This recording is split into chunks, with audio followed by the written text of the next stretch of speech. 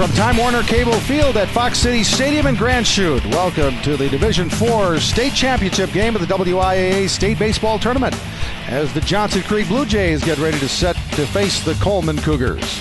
Hi everybody, welcome to our coverage on Fox Sports Wisconsin. Bill Brophy, Jay Wilson with you. Sophia Minert will be joining us in just a little bit. You look at Johnson Creek and Coleman, Brof, and before the game starts, you think, boy, we could see a lot of runs today. Johnson Creek has been hitting the ball the last month and a half, really all season. Yesterday, they had little trouble getting going against Greenwood. Once they got the bats going, it was something. Yeah, they get 8 runs. They do it in 2 4-packs. Clayton Uselman, their big hero, he drove in 3 runs. He also got the last 2 outs and picked up a save. He'll be the starter today against a Coleman team that likes to run. And Coleman, yeah, they do things a little bit differently, I guess, as they pressure the defense with their running style. They got 10 against Pittsville in the semifinals yesterday. They've won 27 in a row. Yeah, Mitch Champagne is their table setter. He hits the top of the lineup, a .588 average, got 30-some stolen bases. He is the igniter for a team that likes to run and run some more. Now let's go down to the field where Sophia Minert had a chance to talk to our 2 head coaches before the game. Standing by with Coleman head coach Kent Casper. Coach, your team advances to this championship game on a 28-game winning streak. You have to win one more. What's the key today? The key is good pitching, good defense, and hitting the ball like we have all year long. And if we do that, we should have a good day. You're throwing Trevor Bushmaker on the mound today. What's the key for him for a good day today? Throwing strikes, keeping the ball low in the strike zone. If he does that, that's when he's successful. All right. Thank you, Coach. Good luck today. Here with Johnson Creek head coach Michael Flood. Coach, your team advances here. It's 2 hot-hitting teams going at it here in the Division IV championship. What do you think we'll give here in this championship game? I think it's going to be a great game. Don't know anything about really this pitcher. I know that we're going to come out, attack, look for a fastball and jump on it like we've been doing all year. Lefty Clayton on the mound for you today. What's the key for a good outing from him? Attack the strike zone. We keep him throwing strikes, hammering the zone, make them put the ball in play, let our defense make plays behind them, and we'll be fine. All right. Any concerns here going up a Coleman team? No concerns. Nope. We're confident. We're ready to go. All right. Good luck today, Coach. Thank you. Thanks. All right, Sophia, thanks. First pitch in the starting lineups coming up. Johnson Creek and Coleman for the Division IV title. That's up next on Fox Sports Wisconsin.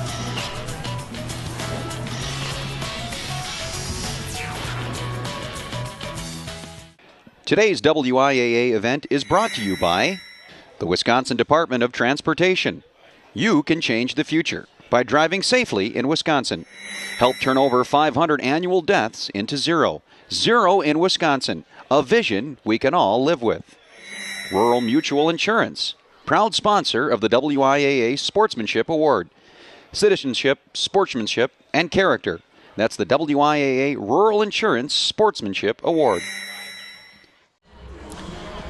Welcome back to the Division IV State Championship game as the Coleman Cougars and Johnson Creek Blue Jays are just about ready to do battle on another beautiful day. We've had great weather all week here in Grand Chute. Our temperature is expected to reach into the upper 70s by the end of the day, but right now a bit of a breeze blowing from the right field corner to the left field corner, but as we've said all week, Brof, it's just been one of those weeks that you hope and pray for, and no weather delays, and should be a great early morning start for these 2 great teams as they go for the Division IV championship. Yeah, for as often as we complained about weather in past years, not so this year. And Appleton's always a great host. The weather has been as great as the venue this year. And this should be a good matchup. It's early morning baseball, but Coleman against Johnson Creek. And both teams yesterday proved they belong here, and they're both aggressive teams that like to hit the ball. The Blue Jays have taken the field. They are the home team for this Division IV championship game. And a look at the Coleman Cougars batting order. As we mentioned, Mitch Champagne will be the leadoff batter in left field. Mike Mergener, the shortstop, hits second. Mason Mergener, the first baseman, hits third. Jake Engels is the catcher, hitting cleanup. Mitch Mergener, the second baseman, hits fifth. Lucas Markowitz is in right field for Coleman. He'll hit sixth. Trevor Bushmaker on the mound for the Cougars today. It's seventh. Derek Marquardt in center field hits eighth. And Trevor Seawald at third base will hit ninth. And they will go up against Johnson Creek left-handed pitcher Clayton Uselman. Well, we saw Clayton yesterday briefly. He got the last 2 outs, a lot of hit, and walked a batter, and finishing up an 8-5 win over Greenwood, previously unbeaten Greenwood. On the year, Usselman has a 2.79 ERA. Mike Flood, his coach, apparently thinks it's illegal to give out complete stats. He's the only coach that didn't give the WIAA the stats, so we don't know his record, but we can tell you Usselman threw a complete game this year. He's now thrown 43 and a third innings, allowed 45 hits, 17 earned runs. He's walked 26, and his strikeouts is one of those mysteries that Mike Flood wants to keep to himself. Well, for some reason, the conference stats have leaked out to the media, so we can tell you that Usselman was the first team all-conference in the Southern Trailways, a 4-2 record in conference with an earned run average of 1.77. And in conference games, he pitched 27 innings, had 27 strikeouts. So that's a very good ratio indeed, and we'll see if Usselman can slow down these Coleman bats. Coleman had 10 runs on 13 hits in their semifinal game against Pittsville yesterday. And here's the table setter, the leadoff hitter, Mitch Champagne, and this Division IV state championship game is underway. And first pitch swinging, it's a line drive to short, and Ruger Rail gets it on one hop, throws across to Tyler Conjemi, and there's one out. Didn't take long there. First ball swinging, Champagne hit the ball hard, but Rio made it look easy. And there's the defense, which has already picked up Usselman. Left to right in the outfield, Joseph Trapp and Rodriguez. The infield, Justin Walling, Roger Rail, Justin Emrath, and Tyler Conjemi. And the battery, John Kupsche, the catcher, and Clayton Usselman, the pitcher for the Blue Jays of Johnson Creek. Here's Mike Mergener, the fine shortstop for Coleman. Mergener, Mike, the twin brother of Mitch, we'll see him batting fifth in the order. Coleman has one player over 6 feet. They're a bunch of little guys. They can run. On the year, they've stolen 88 bases coming into the tournament. And as you can see, the Cougars in their distinctive green uniforms. They had 6 stolen bases yesterday, 3 by Mitch Champagne alone. So they are not afraid to pressure the defense. In fact, they love to get in base and run and run and run. A bunch of little guys with good speed. Well, Coleman won their first game ever at state yesterday. This is their second straight trip to the state tournament, third overall. They were in the Division III field last year and had a 21-2 year last season. This year, 27-1. Pretty much the same team. Lots of Mergeners and Champagne to get on base early. 1-2 the count to Mike Mergener with Mason Mergener on deck. This one's hit to left, but it'll hold up for Joseph. And boy, he nearly overran it, but reached up and made the catch. 2 out. Ball carried. Wind's blowing out to left. I don't think it affected that ball much, though. It just hit more on a line. But Joseph hung with it and made the grab. And here's our umpiring crew. Josh Saylor, Dave Steiger, Steve Seavalds, and Paul Feldhausen. Arbiters for today's Division IV championship game. It's like the best teams are here. The WIAA see to it that the best umpires and their ratings of the coaches are here as well. And this is a showcase of prep baseball in the spring in Wisconsin. Mason Mergener, he swings at that one. It's fouled off. And Kupsche, does he have a play? Yes, he does. So, a very efficient first inning for Clayton Usselman and the Johnson Creek Blue Jays. Coleman goes 3 up, 3 down. 1/2 inning complete, Division IV state championship game. Coleman nothing, Johnson Creek coming up. In Wisconsin, we believe in lessons learned early in life. Play hard and play fair. That's why Rural Mutual Insurance sponsors WIAA Athletics and the WIAA Rural Mutual Sportsmanship Award. We're proud of Wisconsin and of our agents and claims adjusters who give undivided attention. They don't stand on the sidelines when misfortune hits. We serve everyone, rural or city, with the fastest claim service in the state. Rural. It's not where you live, it's what you value. A Farm Bureau service. Well, the Johnson Creek fans sitting in brilliant sunshine. Blue Jay power. Well, they certainly had it in the top of the first inning as Usselman, the pitcher, retired Coleman 1-2-3. Let's take a look at the Johnson Creek batting order now. Roger Rail is the shortstop, and he'll be the leadoff batter for the Blue Jays. Brad Trapp at center field hits second. Clayton Usselman, the pitcher, hits third. Cleanup man is Justin Walling at third base today. Right fielder Jake Rodriguez hits fifth. Sixth place hitter is Justin Emrath, the second baseman. First baseman Tyler Conjemi hits seventh. John Kupsche, the catcher, hits eighth. And Tyler Joseph, patrolling left field, is the number 9 hitter. Look at that, 300 hitter hitting out of the 9th spot. Not bad. They hit 350 collectively as a team. And they'll be facing, as Coleman is, a left-hander. Cougars go with Trevor Bushmaker on the mound today. Trevor is 1-0 with a 2.25 ERA. This is his 9th game. His second start in 12 innings. He's allowed 5 hits, 3 earned runs, walked 5, and struck out 15. That was an interesting shot. They came to give Bushmaker one last high five, and it went mergener right in a row. Yeah, when you set the defense, you'll see lots of mergeners. Shortstop, second, and first. All mergeners, as usual for Coleman. Here's Roger Rail leading off for Johnson Creek, and the first one is a high fastball for ball 1. Bushmaker's a little lefty at 6 feet 170. Uselman 6 feet 200, a little bigger. And 2-0 as that one missed outside. Ruger Rail is second team all-conference in the Southern Trailways. He was second in the conference with 20 runs scored, so you know he's an effective leadoff hitter.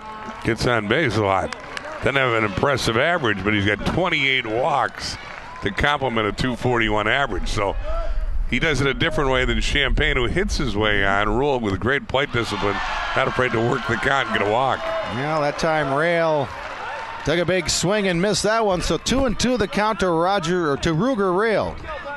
That 28 walks, twice as many as anybody else on the club. And that one bounces past the plate, so 3-2 as Rail's working deep into the count here against Bushmaker to open the bottom of the first for Johnson Creek. 3-2 pitch coming. And called strike 3. So Bushmaker gets Rail looking for the first out. Rail fanned twice yesterday and going 1 for 3 with an RBI. Next up for Johnson Creek, the center fielder Brad Trapp. He's a first-team all-conference outfielder for the Blue Jays. Bushman. Take a look at that Coleman defense. Champagne, Marquardt, and Markowitz, the outfield. Seawald, Mergener, the infield, and Jake Engels catching Trevor Bushmaker today for the Cougars. 1-1 the count to Trapp. Clayton Uselman on deck for Johnson Creek. Trapp's a 397 hitter with 25 RBIs. 5 of his 27 hits were doubles. He went 2 for 3 yesterday with an RBI. Yesterday at Johnson Creek, well, lately they've been scoring a ton of runs. Double figures in their previous 5 games before the semifinals. And they didn't get hitting a lick off the pitcher yesterday in the first 3 innings, but all of a sudden in the 4th inning they exploded for 4 runs as they finally got to Derek Sterland for Greenwood. Yeah, he pitched pretty well early, but Johnson Creek put up 4 spots in both the 4th and the 6th and then held on. They had to bring in Uselman to get the last 2 outs when Justin Walling ran out of gas. And then Greenwood, the previously unbeaten Greenwoods, top-ranked Greenwood, got the tying run to the plate in the 7th inning with a rally, but Johnson Creek had amassed a big enough lead that they held off the charge of the Indians, and here's Johnson Creek in the finals. Coleman wanted that called third strike, but it's just outside. Now that's way outside. Well, just like Rail did, the first batter for Johnson Creek, Trapp, the second hitter, works the count to 3-2.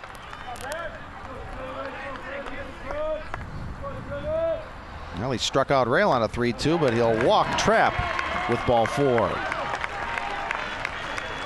So Trapp wins that battle. First base runner for Johnson Creek. First base runner for any team here in the bottom of the first. And up comes Clayton Uselman. We talked about Clayton in the open with his big day yesterday with 3 RBIs. It was his 2-run single that capped the second 4-run inning and probably had everybody from Johnson Creek breathing a little easier. Uselman hit .415 in conference. That was the second best average in the Southern Trailways.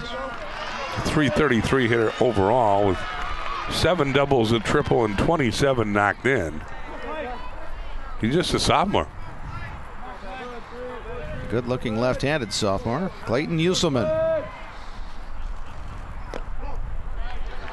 That breaking pitch just stayed inside, so Count even on Usselman, 1-1. We talked about this a lot yesterday, but Johnson Creek gained some notoriety for their sectional final win, 24-4 over Shullsburg Benton. And well, 24 runs, a lot of runs in baseball. The way they did it with 22 runs in the third inning. Shullsburg jumped out to a 3-0 lead after beating perennial Division IV power Burlington Catholic Central in the semis. You know Shullsburg had to feel pretty good about themselves. They beat the champs. They're up 3-0 going to the third. These guys laid 22 on it. Bad hop gets past the second baseman, Mitch Mergener, so Trapp will just go to third or try to it. Oh, he's safe. Looked like the throw was going to be there, but Seelan couldn't get the tag down, and Trapp goes first to third on the bad hop by Usselman. Let's see how they score it. Ball hit out to Mitch Mergener, hits the, as you say, takes a bad hop, but Mitch tracks it down. Seems to have plenty of time to gun him out at third. I thought the ball beat him, but also I thought Trapp eluded the tag. Yeah. So right now they posted an error on the second baseman, Mitch Mergener. Well, that one could have gone either way, but they'll give Mergener the error. So first to the third, an early threat for Johnson Creek, and here comes big Justin Walling to the plate. Justin went 1 for 3 with an RBI yesterday, in addition to picking up the win on the mound. He's their leading hitter on the club with a .449 average. 6'3", 225 pounds, Justin Walling. 7 doubles among his 35 hits. In conference, he was 20 of 40 for 500 batting average. 0-1 here. Punched foul down the right field line. 1-2. It's early. The infield is back. Make it 0-2, excuse me. Coleman hoping for a double play ball to get out of the inning, quite frankly. But the corner infielder's also back. Seawald at third. In fact, as deep as we've seen any third baseman play the last 3 days. Here's the 0-2 to Walling. Just foul.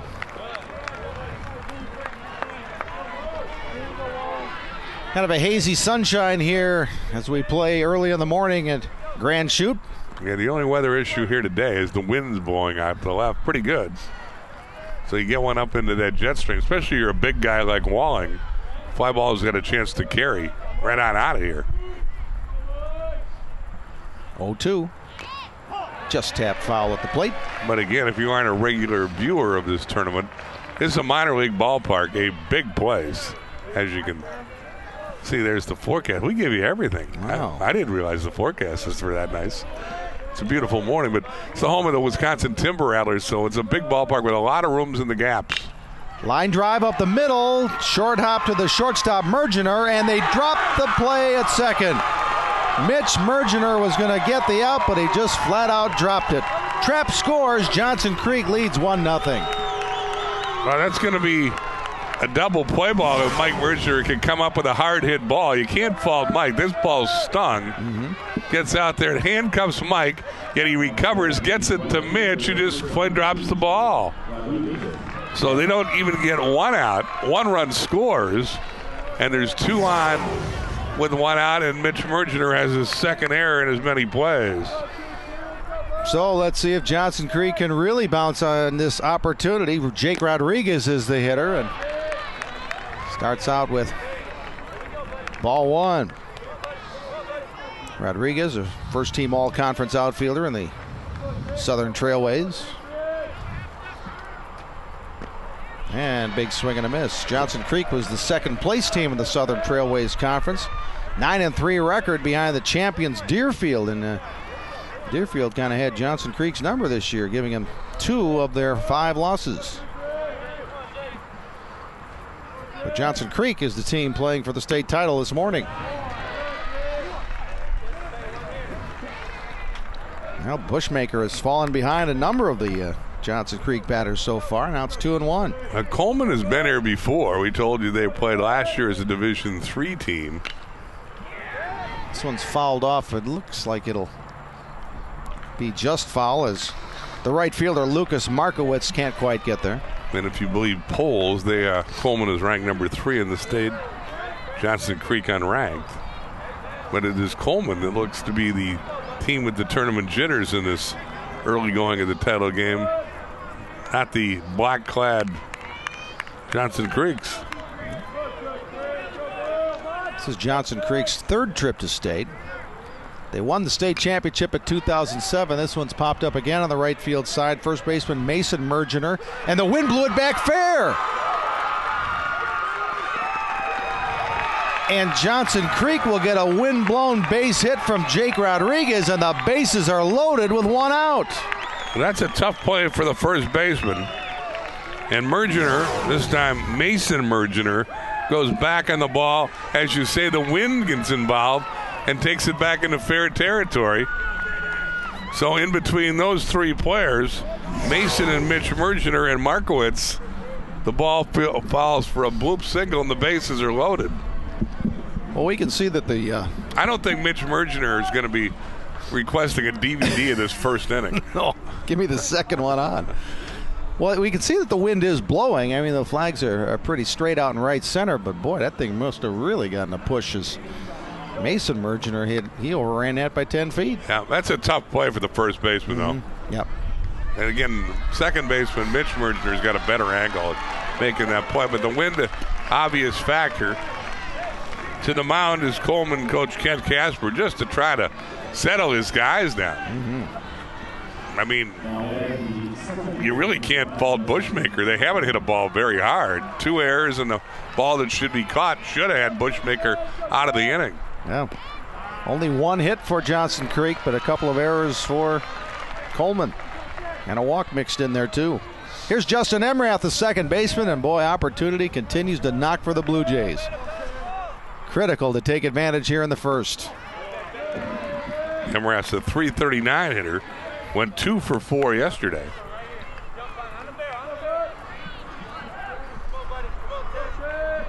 Emrath, a junior, 5'11", 170. Right-handed hitter facing the left-handed pitcher, Trevor Bushmaker. And there's another one in that Bermuda Triangle down there that's going to go foul.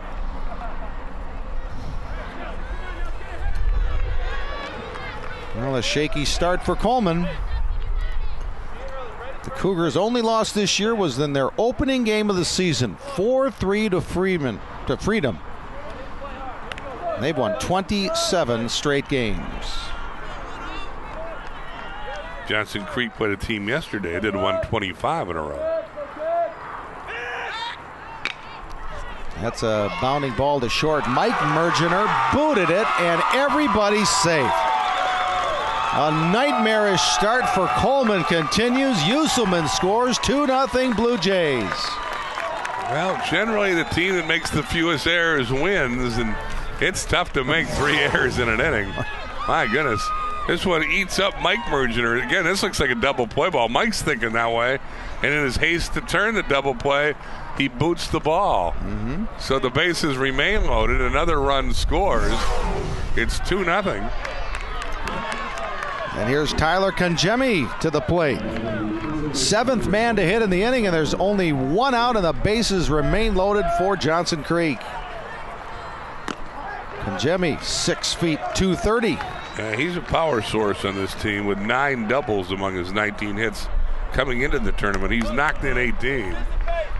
Congemi 1 for 3 with an RBI yesterday. He's a big boy. Foul ball, third base, or first base side rather. I mean, again, if you're Bushmaker, he's done his job. They haven't hit a ball out of the infield except for that duck snort that fell among the 2 Mergeners. And otherwise, he's thrown ground balls, and boy, his defense just hasn't picked them up. 1-1 to Congemi coming. This one's to the right side and past the diving Mitch Mergener. 1 run will score. That's Walling, and it's station to station for Johnson Creek. The inning continues. Only 1 out. It's 3-0 Blue Jays. That ball was well hit. Congemi finds green with a line single to right. In fact, it was hit so hard that they could only play station to station baseball. You can see, well hit. Markowitz charges, comes up throwing, and holds the runners after only advancing 1 base. So it's 3-0. And Johnson Creek had a chance to have a big inning early. Well, we're going to see the entire Johnson Creek batting order here in the first inning. This is the Number 8 hitter John Cupshe. Barring a double play, of course. And Coleman would love to see that. And if you had to pick a team that might have jitters early, you wouldn't think it'd be Coleman. No, that's what I was getting at. I mean, it doesn't make much sense. They got a lot of kids that competed in state tournaments in other sports. They've been here before. It's a veteran team, yet they played the early game. So, I mean, no one likes playing this early, but that shouldn't be a factor the second day of the tournament, the second year in a row you've been here. All those excuses you can make just don't figure to add up for the guys in the green. On the other side, Johnson Creek. This one's fisted to third. Seawald will step on third for one, trying to get two, and the throw bounces past Mergener at first. That'll be another error to allow Emrath to go to, or to allow Kajimi to go to third. Rodriguez comes in to score. Nice play by Seawald to make sure he got one. He probably should have eaten the ball. Instead, he spiked to throw to first and handcuffed Mergener. Be an error on the third baseman. The fourth error of the inning, and that's helped allow 4 runs to score. Kenny Rank will run for Cupshe, the catcher, at first. Kenny Rank is a junior for Johnson Creek, number 21. And we will see the number 9 hitter now. Tyler Joseph for Johnson Creek. He's the left fielder. And he takes a big cut at the first pitch and fouls it off.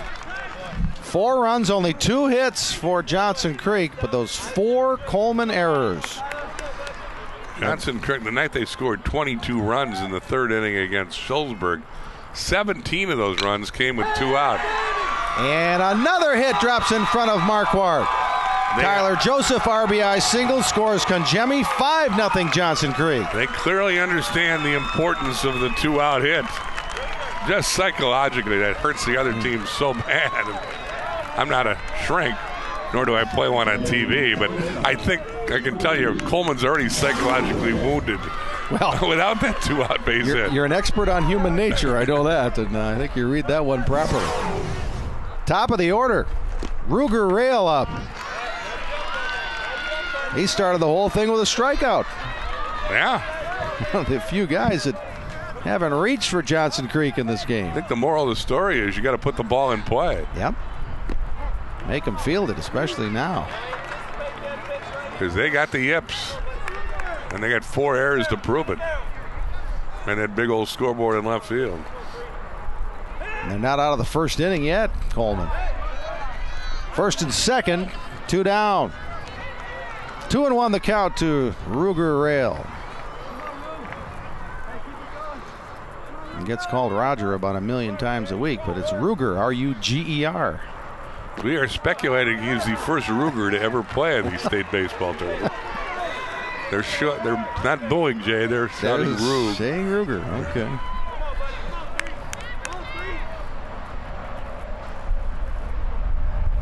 (3-1). Right side, Mitch Mergener to Bushmaker covering, and Coleman is finally out of the first inning, but not before Johnson Creek puts up a very crooked number. 5 runs, 3 hits, but Coleman committed 4 errors. The Johnson Creek fans on their feet. Great start for the Blue Jays. Through 1 inning, Division IV championship, 5-0 Johnson Creek. I'm Donald Driver of the Green Bay Packers. It's been said that playing pro football is the same as going through several car crashes every game.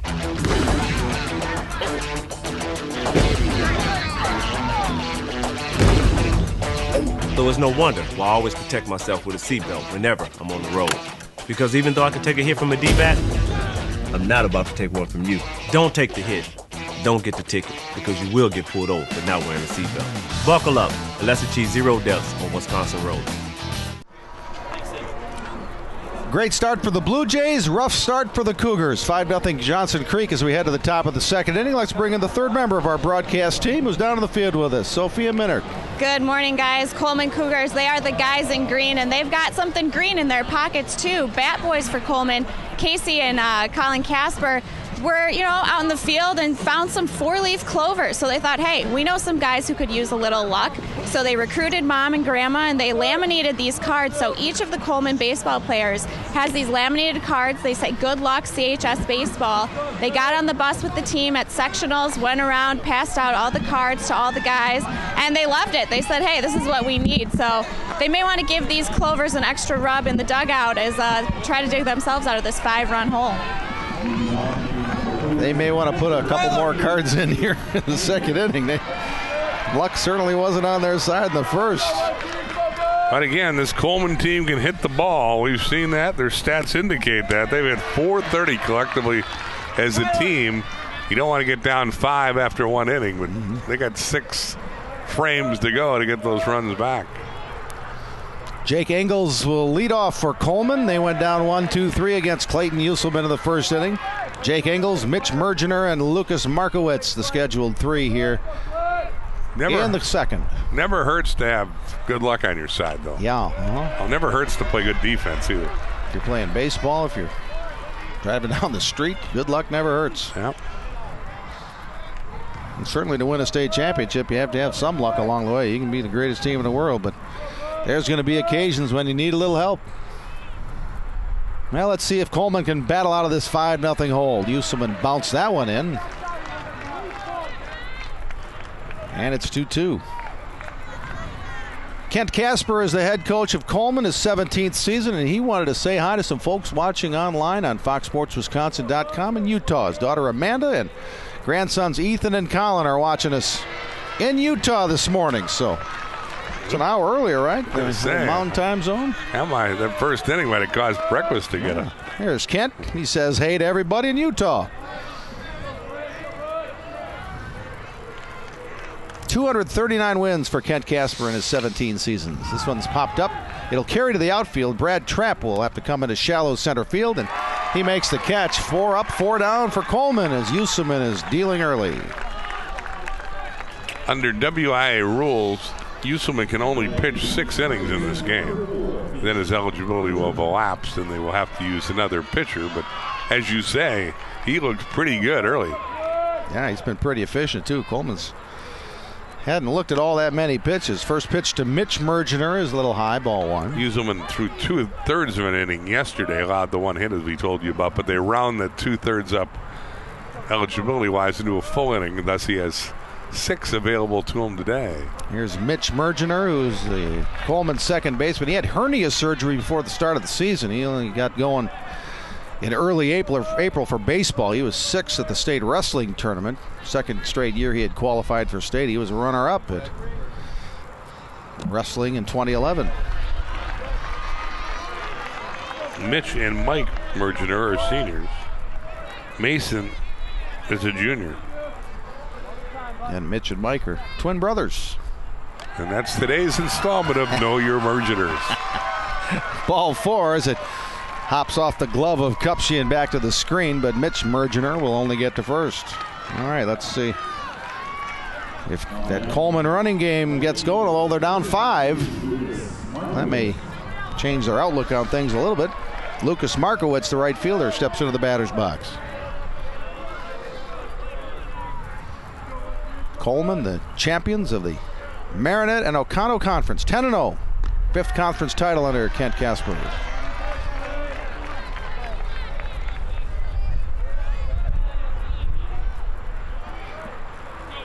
Ball 1 to Markowitz.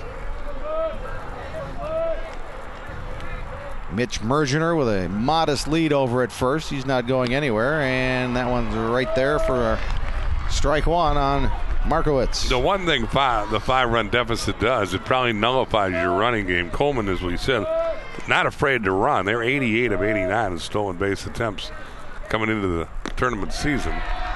But you're down 5, you got to think twice, maybe even a third time before you start some runners or play hit and run. You don't want to run yourself out of innings or give outs away when you got to come from 5 runs down. Well, we've seen in the first 2 days of this tournament situations where teams have just absolutely run themselves out of innings. I mean, they're down 4 runs, and they're sending guys, and it really hurt them. Yep, it's caused you to shake your head.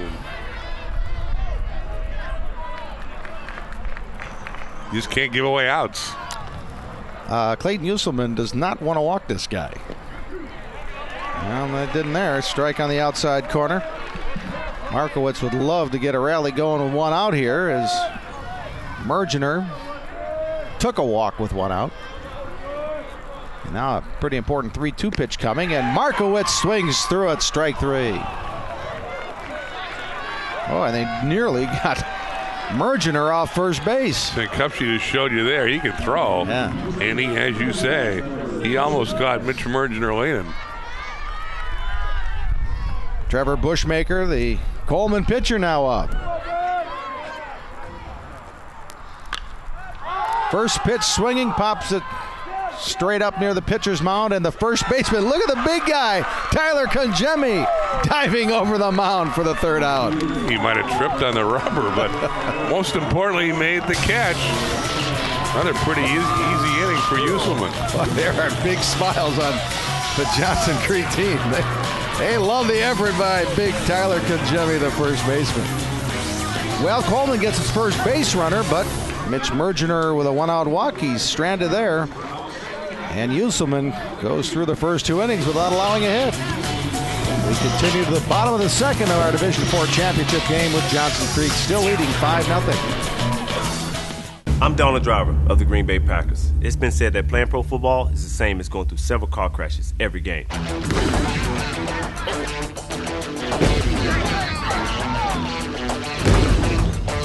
So it's no wonder why I always protect myself with a seatbelt whenever I'm on the road. Because even though I can take a hit from a D-bat, I'm not about to take one from you. Don't take the hit. Don't get the ticket, because you will get pulled over for not wearing a seatbelt. Buckle up and let's achieve 0 deaths on Wisconsin roads. Fox City Stadium in Grand Chute as we move to the bottom of the second inning, and Johnson Creek will try to add to its 5-run lead. They got 5 runs in the first, but Coleman helped them out a lot with 4 big errors. Here's Brad Trapp, the center fielder, up for the second time, leading off the second. And Bushmaker starts him out with a swinging strike. And Brad Trapp got dirty already. He walked, came around to score in the first inning. And looks at that one bounce off the dirt for ball 1, 1-1. He really got things going, though. 1 out, nobody on. He coaxed the walk, and then the merry-go-round on the bases started, fueled by all those errors. I don't think it's a factor or an excuse, but when the college Division III College World Series was here, those guys made an interesting point about the background when you play early in the morning. Yeah, I was saying to you. Ground ball to second. Mitch Mergener handles that one cleanly, throws to Mason Mergener, who dug it out of the dirt for the first out. Because we've done a lot of games here over the years in this tournament, and I never heard this before, but talking to some of the out-of-town kids, the outfielders in particular said they had trouble picking the ball up off the bat. Again, the sun's at a different angle than you would normally see the ball game, but they said because of that, the sun coming off the silver bleachers made it difficult to pick the ball off the bat, particularly on line drives. And it does make you wonder if Mergener had problems with that, but yeah. Now it's not a brilliant sunshine that would really more hazy illuminate today. Yeah. But, point made. Clayton Usselman up. Nobody on. 1 out for Johnson Creek. And that becomes less of a factor here. I mean, I think it's more of a factor the earlier games in the tournament. We started at 8 the last 2 days. We've started at 9 today. And in the college tournament, the first game was at 10. So, again, the sun obviously gets higher in the sky, and the issue I just talked about becomes unimportant after about 11:15. It's Michael Flood, the Johnson Creek head coach. His first season, 21-5 his record. Took over for George Sable. Joke around town is that George Sable needed more than 35 years to get the Blue Jays to state. That was back in 2007 when they won it. Flood gets there and gets them to state in the first year. And Usselman now. 2-2 the count to the left-handed hitting Clayton Usselman. As you could tell from his pregame visit with Sophia, Flood is a confident young man. And late swing will cost Usselman for the strikeout. 2 down. As they say, a team often reflects the personality of his coach. Well, after yesterday's win against Greenwood, is Justin Walling is the next batter for Johnson Creek. Someone asked Michael Flood, well, you played the #1 team in the state. They were undefeated coming in. Did you think you could pull it off? He says, yeah, they were undefeated, but they hadn't played us yet.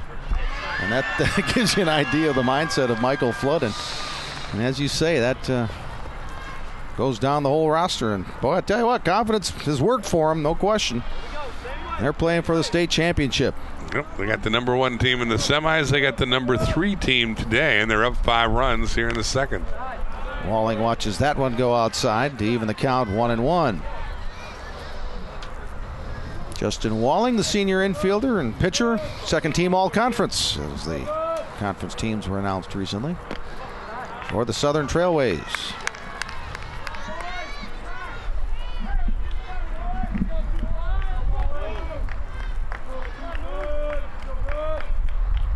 Center fielder Derek Marquardt playing Walling to pull just a little bit. He's about 3 or 4 steps toward left field, so pretty good hitting gap to right center if Walling can place a ball there. 325 feet down each line here, so if you pull one, that's very manageable. Walling takes a walk. Only the second walk allowed by Bushmaker, who's actually not been hit hard. He's given up 3 hits, but one was a Texas leaguer that fell between 3 players. Kajimi's ball was well hit, it drove in a run. Tyler Joseph's hit was well hit, it drove in a run. And here's Rodriguez going to right field. Markowitz retreats a few steps. Now he has it. And it's a clean second inning for Trevor Bushmaker and the Coleman Cougars. A walk, 1 left. Johnson Creek, though, goes to the top of the third, still leading at 5-0.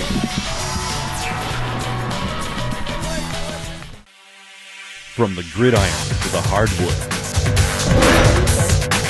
on the links or on the track, on the diamond or on the ice. Go to prepfilms.com. It's easy. You can order your DVD online. At prepfilms.com, you make the memories. We'll make them last forever. Okay. Nothing gets a crowd going like YMCA. It's just one of those timeless songs that, you never want to admit that you do it, but a lot of people still do that YMCA. It's kind of like Barry Manilow's songs. You never admit that you listen to Barry Manilow. He'll be coming up next happening. Here we go. Top of the third for Coleman. Our first look at Derek Marquardt, the center fielder at the plate. Clayton Uselman has allowed just 1 base runner. That was a Mitch Mergener walk in the second inning. Otherwise, it's been a clean scorecard. Retired the other 6 batters he's faced. This one's a hot shot to right field. It'll fall in front of Rodriguez for the first base hit for Coleman. We'll see if that gets the Cougars going here in the third. It's always good when your #8 hitter hits 389. He gets her going here with an opposite field single. Marquardt was 1 for 4 yesterday. He's got the first hit today for Coleman. Trevor Seawald, the third baseman, now steps in for Coleman. Seawald's only a sophomore. And the first pitch from Uselman, that one got away from him. And you see the catcher Cupshe saying, settle down there, Clayton. Might have overthrown that one just a bit. That was way high and outside. 1-0 the count to Seawald. Top of the order up next. Mitch Champagne on the on-deck circle. Seawald's a 250 hitter. In fact, the only guy in the lineup that's hitting below 350.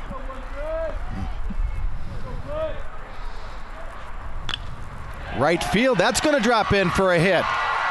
Well, they're going the other way, and they've got a couple of hits to start the third inning from Marquardt and Seawald. Nice approaches by the 2 hitters at the bottom of the order for the Cougars. And this is what they need to do to peck away to get back in this one. Now they turn the lineup card over, and Champagne only saw one pitch from Musselman in the first AB. He lined out to short.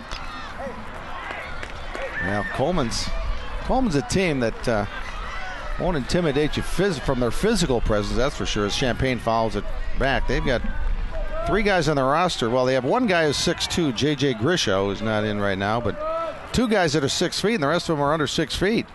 But they're the kind of team that can pick away at you and nibble you to drive you crazy. And if they ever get a chance to get that running game going, well, that will put even more pressure on Johnson Creek. But right now, Coleman's still down 5, but here's an opportunity knocking in the 3rd.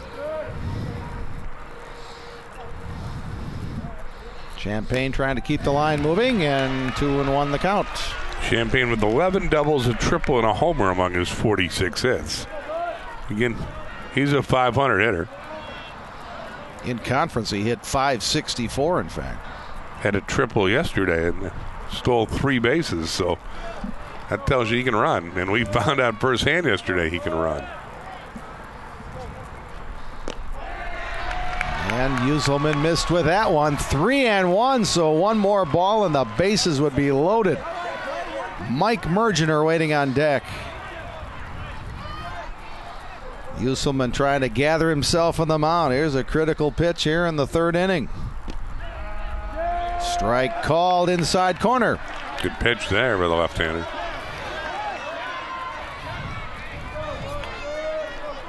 Another big pitch coming here to Champagne. Nobody down. 3-2 to count. High ball 4. Well, just as Johnson Creek took advantage of things in their half of the 1st inning, Coleman now must capitalize on what's happened here with the first 3 batters reaching in the 3rd. Mike Flood's going to take a trip to the mound, I think, just to try and point out, hey, we're up by 5 runs. Let's get some outs. The guy at 3rd doesn't matter. We'll sacrifice outs for runs, but let's stay away from the big inning. And let's challenge guys instead of walking guys. Tyler, your way! You can see this is just a meeting between the battery. No reason to bring the infield in here. They'll keep that infield at double play depth and hope for a ground ball from Mike Mergener. Well, again, Coleman had only 1 base runner in the first 2 innings as Musselman issued 1 walk. It didn't hurt him. But now Derek Marquardt single to right. Trevor Seawald single to right. Mitch Champagne has walked to load the bases, and the number 2 hitter, and all the big guys are coming up for Coleman too. With the bases loaded and nobody out, Mike Mergener with an opportunity.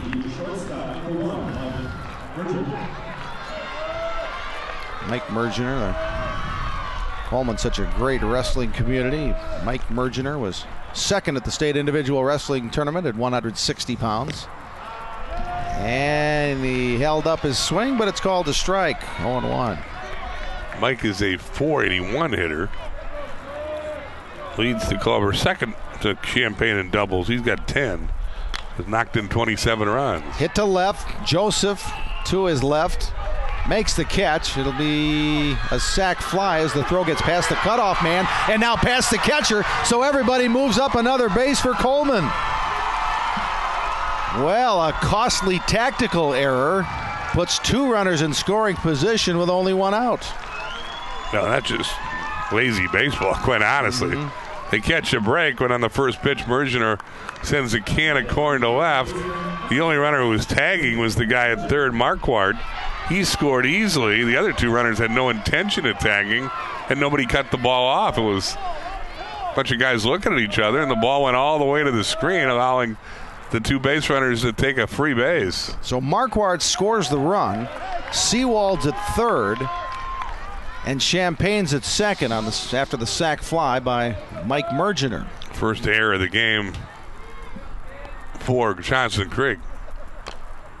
And that one's tapped foul. That bounced off Mergener, who is still in the batter's box, so it goes as a strike. 0-2 to the Coleman first baseman. But instead of 1st and 2nd and 1 out, and a double play ball gets you out of the inning, now there's 2 on, or runners at 2nd and 3rd and 1 out, and a single, and it's a 2-run game. 0-2. Spoiled it. It'll reach the Coleman dugout. Mason Mergener, part of Coleman's state team championship wrestling team in Division III. He was also 6th at state in the individual championships. Marinette O'Connell Conference Player of the Year last year in baseball. He was the winning pitcher yesterday. 2 earned runs, 3 runs overall in 5 innings of work. He went chasing after that outside pitch and strikes out. Mason had 3 hits yesterday as well, but that's a big strikeout for Uselman with 2 runners in scoring position. And despite the error, Uselman may get out of this jam without a lot of damage. Now the Blue Jays would have a big sigh of relief if they get out of it with only 1 run scoring. Angles to right field. Emrath, Congemi, and Rodriguez all circling, and it falls behind Congemi. 2 Coleman runs will score, and they're back in it. 5-3. Boy, we've seen that play before, huh? Now, that's only fair, I guess. Again, that's a tough play for a first baseman. And certainly no knock on either of the guys here. Congemi went back, but he's backpedaling in the ball. With the wind blowing, is going to blow back towards center field. Second baseman's got a better shot at this play, and Congemi stayed with it and couldn't make a very tough play. So each team's had one of those. Each team has got a run off of that bloop. And now to left field is a tough chance and just foul. Boy, that thing almost hit the fence on the fly as Mitch Mergener got a hold of that one. And as you'd suspect, they give Engels a hit on the bloop. Yep, they post the hit, the 3rd of the game for Coleman, the 3rd of the inning for Coleman. And a big hit. Boy, that's with huge. 2 out. I mean, I think Uselman on the mound is thinking, I got out of this thing. But that's a tough play for a first baseman. Yeah, on both of those, you'd think the second baseman would be the guy that's going to make the play. But that time, Emrath just couldn't get over there, I guess. And as you say, well, turnabout fair play. Both teams now with the advantage of that blue pit just inside the right field line. Mitch Mergener with the runner going, and the throw is going to be late and wide, and stolen base for the catcher, Jake Engels. Doesn't matter what position you play, their catcher will steal bases too.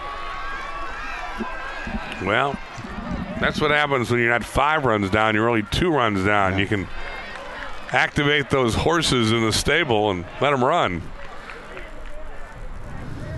Well, Engels is 10 for 10 on steals this year now. So that's no fluke that he got in there. Another long foul off the bat of Mitch Mergener. 1-2 the count.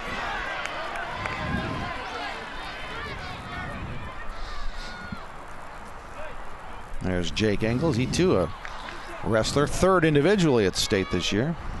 2nd at state in 2011. 3rd at state in 2009.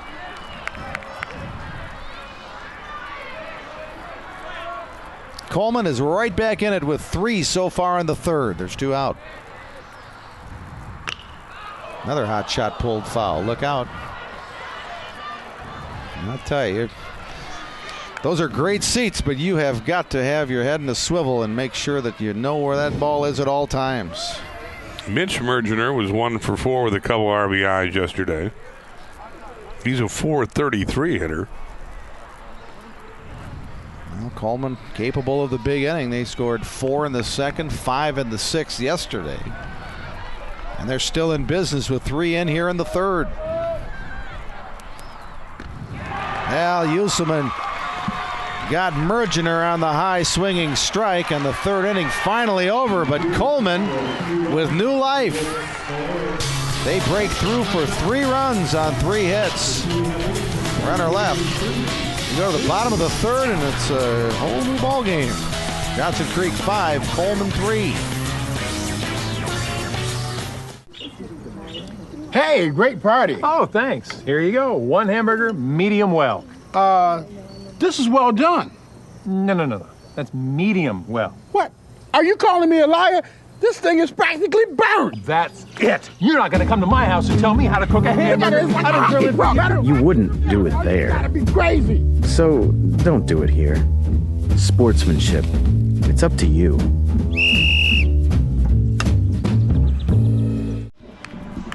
Now Well, things got a little tighter for those Johnson Creek fans.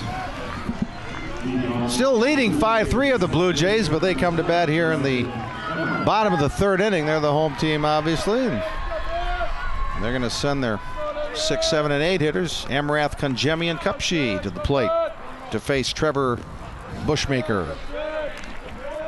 Well, after a very active first inning, Bushmaker settled down to retire the Blue Jays 1-2-3 in the third. In the second, excuse me. He could use a shutdown inning here to add to the momentum, which clearly went back to the green machine there in the third. Ooh. Cougar Nation is re-energized after that 3-run third inning. But now Bushmaker's falling behind 3-0. That's the last thing Cougar Nation wants to see. Momentum is fickle, isn't it? You got that one in there. Josh Saylor signals the strike. 3-1. Ball 4. Well, not what Bushmaker wanted to start the third. 3 walks allowed by the left-hander. I mean, Tyler Congemi's a big man. Think he can bunt? We may find out. Action in the Johnson Creek bullpen. If Tyler weren't 200 pounds, he might ask him to bunt. They might ask this big guy to swing away. There's action in the bullpen for Johnson Creek. That's Dylan Rowe, a 6'2", 200-pound junior, starting to loosen up for Johnson Creek. Dylan threw in the bullpen yesterday, never came in the game. 0-1. That's a hard hit ball to center, but Marquardt will be there. Played it well, 1 out.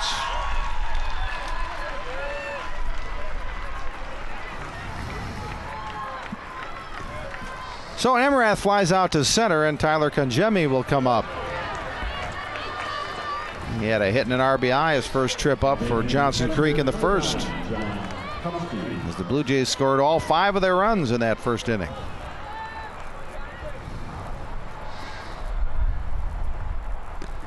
Well, you mentioned that sectional final win, the 24-4 win against Schulzberg Benton. Congemi drove in 6 runs in that inning with a sac fly and 2 doubles. A 6 RBI inning. Yeah, he had a good quote. He said, our coach has been working waiting for us to score 20 runs all year. We just had to put it up in 1 inning. Yeah, there you go. This is John Kupchi, the catcher, at the plate. And he is falling behind 1-2 after that pitch misses. Kupchi looking for his first hit of the tournament. Drove in a run when he grounded out in the first. It's 0 for 3 yesterday.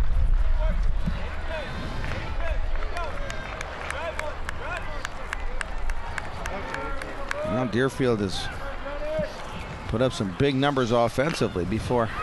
There's a bunt down the third base side. I think it went off his foot, though. Foul ball off the foot, so Kupchi will come back to first. I looked down for a second. It looked like a bunt, but you're right. It fouled it off his foot. So 2-2 remains the count on John Kupchi with Tyler Joseph, the left fielder, on deck. And so Johnson Creek has scored some runs lately. They got 8 yesterday, but before that they had scored 10 or more runs in 13 of their last 15 games.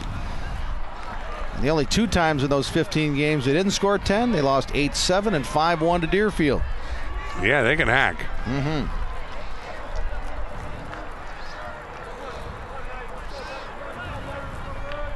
Three-2 now to Kupchi. Swinging, strike 3. Runner will make it to second. And that's Amrath. And the Coleman dugout wants interference. Yeah, I think they may have a case. Yeah, I agree. Kupchi weren't a catcher, I'd say it was blissful ignorance, but I think he might have been savvy enough to sit and get in Engel's way.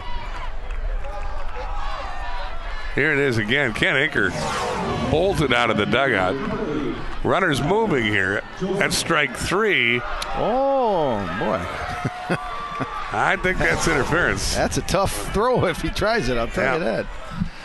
Well, in any case, Emrath will get the steal of second. Now 2 outs in the inning, and Tyler Joseph, the left fielder, ready to step in. Yeah, from that angle, it was pretty obvious, wasn't it? Bushmaker trying to get out of the third, putting up another 0 on the scoreboard. I mean, it's early yet, but you never can have enough runs. Joseph had a big 2-out hit to drive in a run in the first. Kept the line moving then. I think he could have another demoralizing hit here in the third if he could get a 2-out single. Johnson Creek knows all about getting enough runs, as many as you can. They were cruising against Greenwood. It was 8-1 going into the ninth when they gave, or into the seventh when they gave up 4. Bobbled by Mike Mergener. Bounced the throw to first. Everybody's safe again. 5th Coleman error. Well, in defense of Mergener on this one, I think, and it's a good base running play by Emrath. You'll see it on the replay. He cuts in front of the shortstop and impairs his vision of the ground ball. That caused Mergener to drop the ball, and then he had to hurry his throw, and he spiked it. You'll see the ball and Emrath get right in front of the shortstop at the same time. So Mergener, distracted, lost his focus momentarily, and then spiked the throw to the first when he tried to recover hastily. And a swinging strike on the first pitch to Ruger Rail, who's up for the 3rd time. Top of the order for Johnson Creek. That's the 4th error on a Mergener today.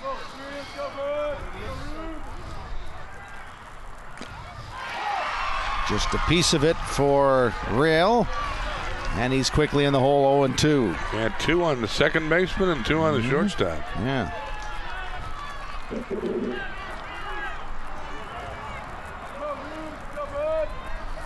Rail trying to keep the inning going for Johnson Creek. Runner takes off from first, and Joseph will make it to second without a throw. One and 2 the count to the batter. 2 out, now runners at second and third for Johnson Creek.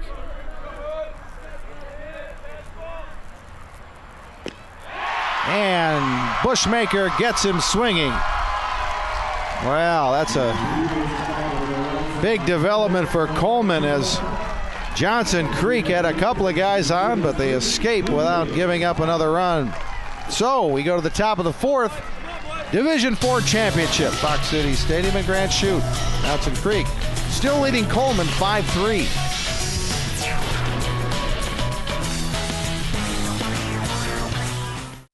If you want someone who understands Wisconsin farmers, find someone who speaks your language. We're fluent in farm. Rural Mutual Insurance is Wisconsin's largest farm insurer. Our 150 local agents offer farm families the best advice and fast claim service. Since Rural Mutual Insurance only does business in Wisconsin, premiums paid here stay here to keep Wisconsin strong. RuralINS.com shows how our farm policy offers comprehensive coverage for your home and farm. Coleman Cougar fans hoping their team can continue the comeback. They were down 5-0. They got 3 in the top of the third, now 5-3. And we continue on with our Division 4 championship game. Back down to the field in Sophia Minard. Jay, as Johnson Creek takes the field here, it's obviously their offense that is the story and that has propelled them here to this Division 4 state championship game. And talking with head coach Michael Flood before the game, he said these hot bats can go back all the way to the cold months of December. He said when he took over as the head coach, one of the things he implemented starting in the winter, back in November, December, were early morning batting practice every week. And he said that for the majority of the winter, the entire team got together at 7 a.m., getting in some swings in the cages just before school. So while we were out shoveling, they were inside working on their hitting. He said that's their approach. We're aggressive. We want to get them on, get them over, and get them in. And you saw their 5-run inning in the first, but that's not even their biggest inning. Guys, in the sectional final, they put up 22 runs against Schulzberg and Benton. Yeah. All right, Sophia, thanks. Well, Lucas Markowitz reaches. They're going to give him a hit. That's a bad hop. Yep, tough hop. Got past the Johnson Creek shortstop, so there's been a lot of goofy hops, and that's no rip on the ground screw here. There's been a lot of baseball played on this field. Timber Rattlers played here Monday, and 6 games each of the last 2 days, and Got 4 more today. That's a lot of wear and tear on a field. Yeah. And anytime you got a round baseball going really fast, things happen. But if you're real, that was a bad hop. Yeah. It was not a true hop, but he deserved better, so good official scores call a single. So Markowitz gets the hit to lead off the 4th. And now Trevor Bushmaker up.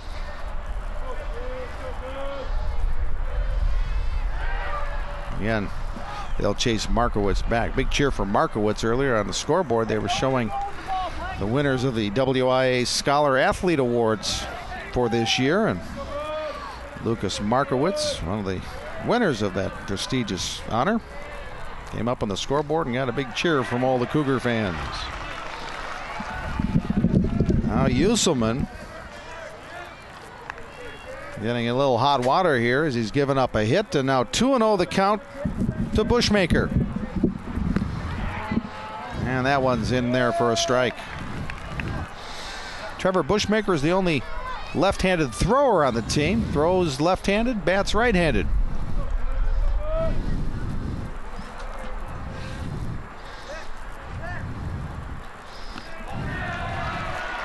And now 3-1 the count. Nothing doing in the Johnson Creek bullpen right now, as Yuselman is into his 4th inning of work. Another throw, and back goes Markowitz. Strange totals in the scoreboard. Johnson Creek has 5 runs, only 3 hits, and an error. Coleman has 3 runs, 4 hits, 5 errors. 3-1. Walked him.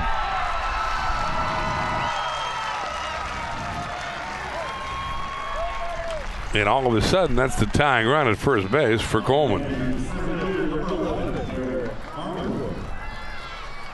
Momentum is turning green here. You got to think Marquardt may well be bunting here to get that tying run into scoring position with nobody out in the 4th.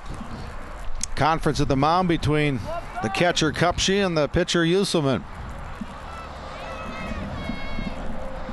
Kupshi now trots back behind home plate, and we've got Markowitz at second. He led off the inning with a single. Bushmaker just walked, so 1st and 2nd, nobody out. And let's see what Derek Marquardt's going to do for Coleman. He's got the signal from Kent Casper, and let's see how the strategy plays out. He's swinging away and hits it in the air to center. Brad Trapp will float over to left center. Oh, he looked like he had some trouble seeing the ball for a moment, then found it and made the catch for the first out. Marquardt started the 3-run 3rd inning with a single and scored. So Marquardt flies to center, and here comes Trevor Seawald, and he didn't slow down things at all in that Coleman 2nd inning as he followed Marquardt's hit with a single to right as well. And he's going that way again, but this one's foul. By not bunting there, I think that tells you Kent Casper's got a lot of confidence in his offense. Because, boy, that's the tying runs. I think this psychologically to come from 5 down to get even would be beneficial to Coleman, maybe even more beneficial than those Shamrocks. Well, we've talked about Johnson Creek's confidence, and Coleman's a gritty group as well. This one's up in the air. Tough play for the first baseman. And look at that. Kangemi and Kupshi collide, but Kangemi holds on for the out. Those are 2 big boys. Yeah. And you can see Kangemi's shaking up a tad. Or excuse me, the catcher's shaking up a tad. Yeah, that's Kupshi. Yep. Ooh, boy, they went chest to chest. Yeah, they're big fellas. And the guy with the cushion was the guy that got shaken up. I think that is correct. Kupski's 6 feet 180. We've told you what the list Kangemi had. 6 feet 230. Umpire giving the catcher some time to get his wits about him again. Yeah, that was a hard hit. And a big out, by the way, for Yuselman to get Seawald. Now here's Mitch Champagne. Yeah, pulled that one foul. From the pitcher's standpoint, you better get the number 9 hitter, because Champagne, a 500 hitter, is a whole new bag of problems. Yeah. Champagne 0 for 1 officially today. walked and scored in that 3-run third inning. So by the average, he's due for a hit. Swinging strike. Runners move up one, and then an errant throw by Kupche goes down the left field line, and Coleman's going to get a run out of it. Markowitz scores to make it 5-4. Easy to say. Probably should have eaten the ball and not made the throw. Be a wild pitch and an E2. Second error on Johnson Crick. And now that's the tying run at third base with 500 hitting Mitch Champagne at the plate with 2 out in the fourth. Just down the road, the EAA convention, they call it Air Venture. This has been Error Venture. Ground ball to short. Rail, good tough play. Got him by a half a step. Whoa, Ruger Rail comes up with a strong throw to beat Champagne barely at first.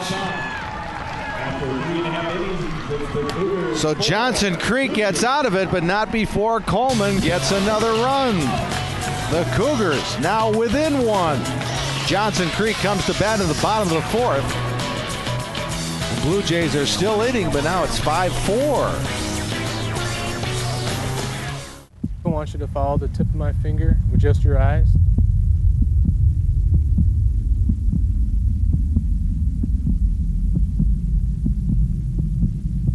How will it feel 14, 15, 16. when you know you're failing the field sobriety test? Take a long, steady breath into the tube. Over the limit, under arrest.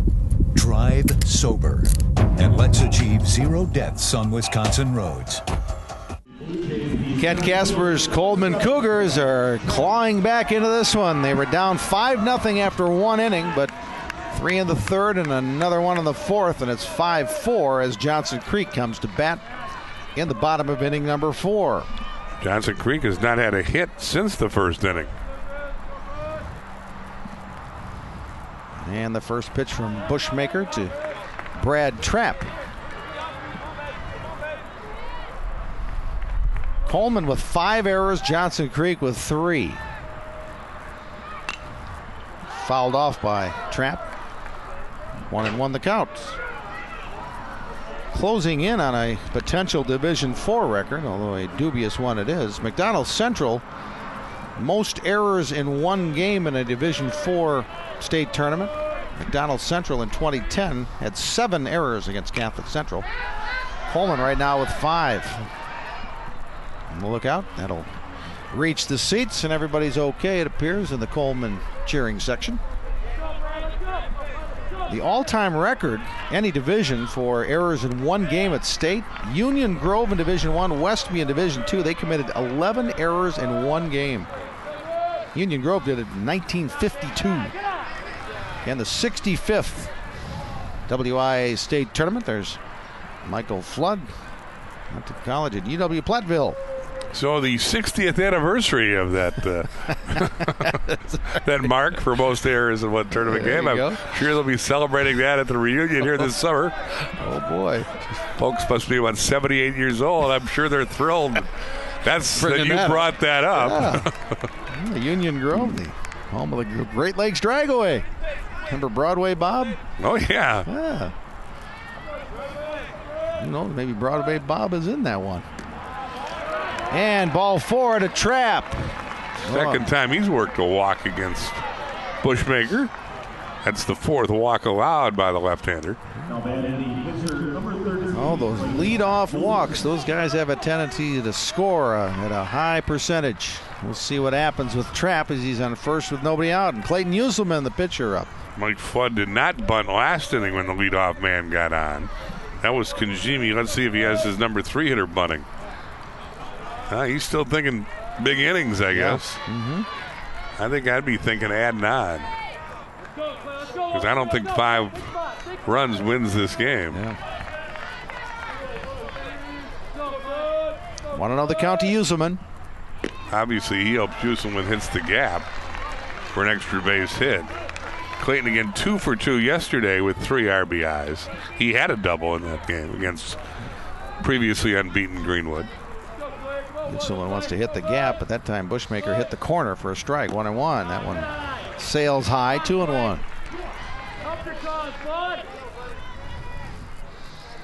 Johnson Creek, by the way, located 35 miles east of Madison, 46 miles west of Milwaukee. Hot shot past the third baseman. Might have ticked off the glove of Sealand at third. In any case, it'll be a line drive hit for Uselman, and Johnson Creek has something going here with nobody out, 2 on to the fourth. Uselman's a good-looking hitter. Here he goes the other way. Just a sophomore. Nick the bag. Uselman had a glove up there. I don't know if it got it or not. We're going to have a runner at first as Turner Homch is the runner, a junior, number 1 for Johnson Creek. For Uselman. Big Justin Wong. You wouldn't expect him to bunt. He's the cleanup hitter. I think he's one of those guys. If Flood gave him the bunt sign, he'd look again and say, really?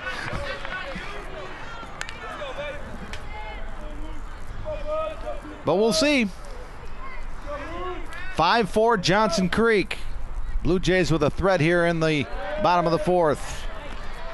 1-1 now the count to Justin Walling.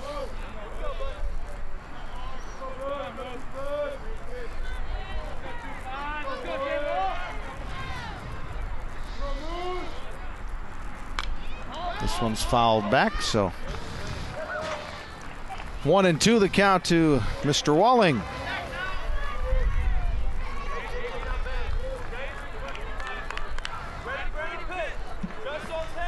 Walling had a big RBI yesterday. Johnson Creek beat Greenwood 8-5. This one's right up the middle and through to center field, base hit. They're waving Trapp around third, now holding him up as the throw comes in. Nice diving stop by Engels, the catcher. But Johnson Creek has the bases loaded with nobody out. Nice job by Walling to go up the middle. Marquardt did a good job of charging the ball, coming up throwing, and Flood, recognizing the potential for a big inning, held up the runner at the last second. Throw is up the line. And I think we're going to get a pitching change. Indeed. Yep. Looks like Mason Mergener, who had been playing first base. I think Mason Mergener, who started yesterday's game and gave him 5 innings, is going to come in and pitch. Okay, well, Mitch Mergener, the second baseman, is actually the guy warming up. Because Mason Mergener, the first baseman, I guess he's just going to get a different glove. Maybe he'll be the second baseman taking over for Mitch. Again, sorting out our Mergeners. Well, this is Mitch, who on the year is 1-0 with a 1.80 earned run average. This is his 11th game. He pitched the last 2 innings yesterday. In fact, through 2 scoreless innings, allowed 2 hits, a walk, and 2 strikeouts. But on the year, this is Mitch's 11th appearance. His 10th out of the bullpen, or in this case, in from second base. He's 1-0 and lowered that ERA below 180 yesterday. Mitch now has thrown 12 innings, allowed 6 hits, just 2 earned runs. He's walked 9 and struck out 17. Okay, so here's what's happening. Mitch Mergener's going from second to pitcher. Jake Engels will now be the second baseman. And Mason Mergener goes behind the plate. So we have a new first baseman, Trevor Bushmaker, who was the pitcher. Got it? I think. Okay, so we do the Mergener shell game. Mitch is now the pitcher. Mason's now the catcher. So they pretty much rotate the right side of the infield and the battery. Yeah. We'll set the defense for you in a bit, but this is a key part in the game. With Jake Rodriguez hitting with the bases loaded, nobody out. Johnson Creek up a run and threatening to add on. Jake Rodriguez had a good day. Single and a walk. Scored a run in that 5-run first for Johnson Creek. An opportunity calling for Mr. Rodriguez right now with the bases loaded, nobody out. Mergener's first pitch. Dug out nicely by Mason Mergener behind the plate. Kept everybody at their stations. 1-0 the count. Jake's a .357 hitter on the year with 6 doubles, 3 triples, a homer, and 26 knocked in, among the team leaders. Third in the Trailways South Conference in RBIs, and that one bounces off the glove of the new first baseman Bushmaker into right field. Trapp will score for Johnson Creek. Everybody moves up 90 feet. Bases still loaded, nobody out. Now 6-4 Blue Jays. Well, the base runner, Walling, did a good job of screening Bushmaker from the ball. They call it an error. That's a tough error. But again, credit Walling with making a good base running play. He sat there, and first of all, he eluded being hit by the ball. That would have been an out. He also screened Bushmaker, who probably should have made the play to score. I thought so. That's why he gave him an error. Anyway, each of the runners move up a base, and Johnson Creek adds to its lead. Justin Emrath now the hitter. That is the 6th error on Coleman, so they're 1 away from tying the Division IV state championship record. I got to think it's an RBI for Rodriguez, though. The run's going to score no matter what happens. Mitch Mergener's pitch is a strike. 1-1 the count to Emrath. Rather. Justin's been on twice today. An error, one of the many errors, and a walk. Well, if you're Coleman, you're thinking, boy, we committed 6 errors, but we're only 2 down. If you can get out of this inning with minimal damage as Mitch Mergener gets another strike called. You are a glass half full guy. I guess so. Now you got to get out of this inning like 7 or 8-4. Bases are loaded with nobody out. Prof, you got to have the optimistic attitude. Well, there's a looping liner that'll fall into left field for a hit. Emrath with an RBI single, and again everybody moves up a base. And Johnson Creek adds to the lead 7-4. Now the glass got a little emptier with that one. Emrath just loops this one over the shortstop's head, finds some green. The station-to-station baseball continues. Emrath has his first hit today, his 3rd hit of the tournament, and it's 7-4 for the Blue Jays. And here's Tyler Conjemi. RBI single in the first, and he hits this one high in the air to left center. Derek Marquardt, the center fielder, says, "I've got it." Tagging at third is Justin Walling. He'll come in to score. They might get the guy at second, and they do. Well, I don't know. Emrath got a late start or something, but he's out at second. So productive play. 2 outs on the play for Coleman, and there you see Justin Emrath, who got caught going into second. That's aggressively running the bases. Here you just see Conjemi does his part. He gets a sac fly. Then what happens after here? And a good job by Marquardt to get the ball in the infield. He hits the cutout man, who makes a smart play to get the runner, Rodriguez, or Emrath, trying to take the extra base. So Rodriguez is the runner at third, and now he's the only runner on base after Conjemi's sac fly and Emrath getting caught off going into second. This one's to right field. This is going to be a tough play. It's in the gap. They're going to have to chase this one down as Kupche gets the hit. Rodriguez scores, and Kupche slides into second with a double.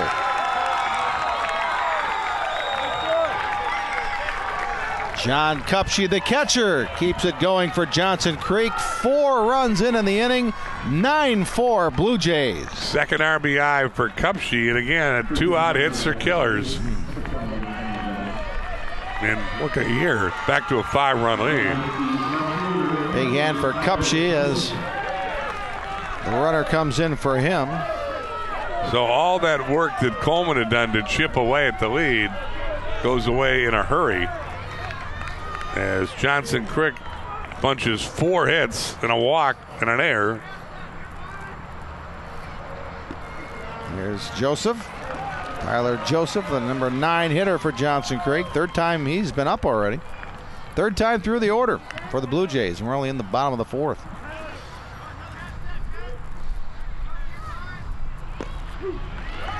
And strike 2. We were talking with longtime broadcaster Gary Douglas before the game, and we said, now, it's Johnson Creek, Johnson Creek. He says, well, if you're from there. I think you ought to save this anecdote until our friend Bob Brader comes in here. Okay. He's the one who messed us up. Well, pronunciation of the town. All right, well, bounding ball to third. That's off of Sealand, and that's going to be, I believe, another error. Record-tying error for Coleman. Well, let's see how they score. That's hop. a tough chance. Nope, they gave him an error. Well, they're not real generous this morning.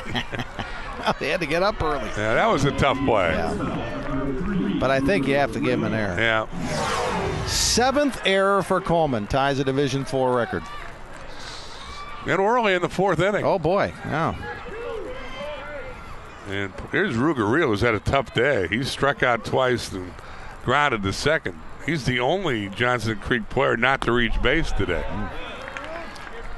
And this is his 4th AB in 4 innings. Kenny Rank is the runner at third. Tyler Joseph on at first. See if Rail can get off the schneid here. Ruger was 1 for 3 with an RBI yesterday and scored a run. Couldn't catch up with that one. 1-1. It all started this inning with a leadoff walk to Brad Trapp. And Uselman singled, Walling singled, Rodriguez reached on an error, Emrath singled, Kajemi had the sac fly, Kupshi with a double, and Joseph reached on an error. Kind of like looking like the first inning, really, where Johnson Creek took advantage of 4 Coleman errors to score 5 times. This inning, 2 errors. Again, Coleman's a team that's 27-1 in the season. This just does not happen to him.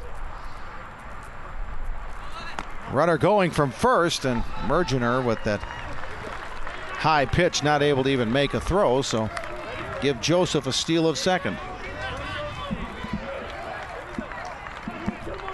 Their 3rd steal of the afternoon or morning for Johnson Creek. 3-2 pitch with 2 out. Fouled off. Anyway, to finish the story, Gary Douglas, the broadcaster, he said, who knows a lot about that area. He says, if you're from Johnson Creek, you probably say you're from Johnson's Creek. Well, then everybody else pretty much goes Johnson Creek. Line drive, base hit, right up the middle. Rank scores. Ruger-Real joins the hit parade. And Johnson Creek has the biggest lead of the day. You're not a local, are you? So corporate people, ever since the outlet ball showed up, it's become Johnson Creek. I've been calling it Johnson Creek. Yeah. Big City Brainerd over here last night corrected me. It's caused this great discussion among the broadcast teams, trying to cause dissension with. Thank goodness Gary Douglas showed up.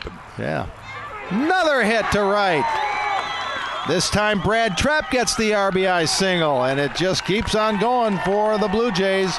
Joseph scores 11-4.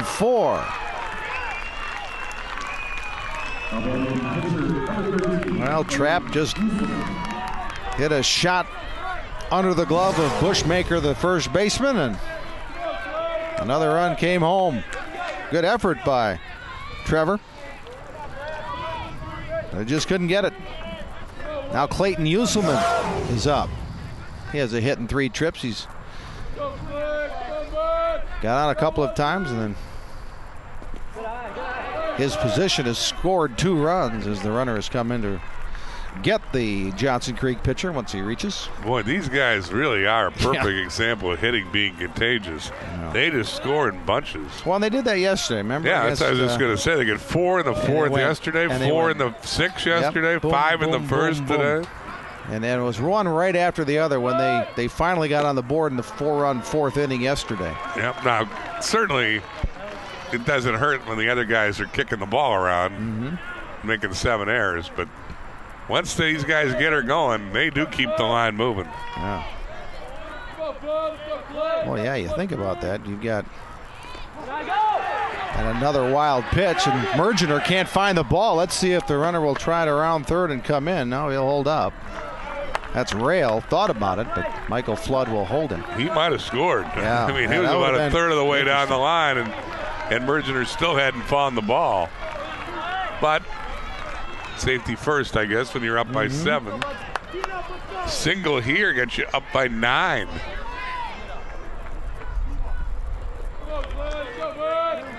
How many walks for Johnson Creek batters? 4, 5? 4. 4 walks. Okay, so you add it up. Ground ball to short. That'll be Mike Mergener throwing out Uselman, and the inning's finally over. But you add it all up, 4 walks, 9 hits, 7 errors. That's a lot of base runners, and Johnson Creek has taken advantage of all that to score 11 runs through the first 4 innings. They get 6 in the bottom of the 4th. Bang, bang, bang. The hits just keep on coming for the Blue Jays, one after another. 5 in the first, 6 in the 4th, 11-4 Johnson Creek.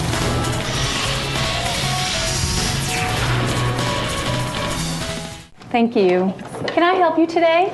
No thanks. I'm just looking. Oh, this is cute.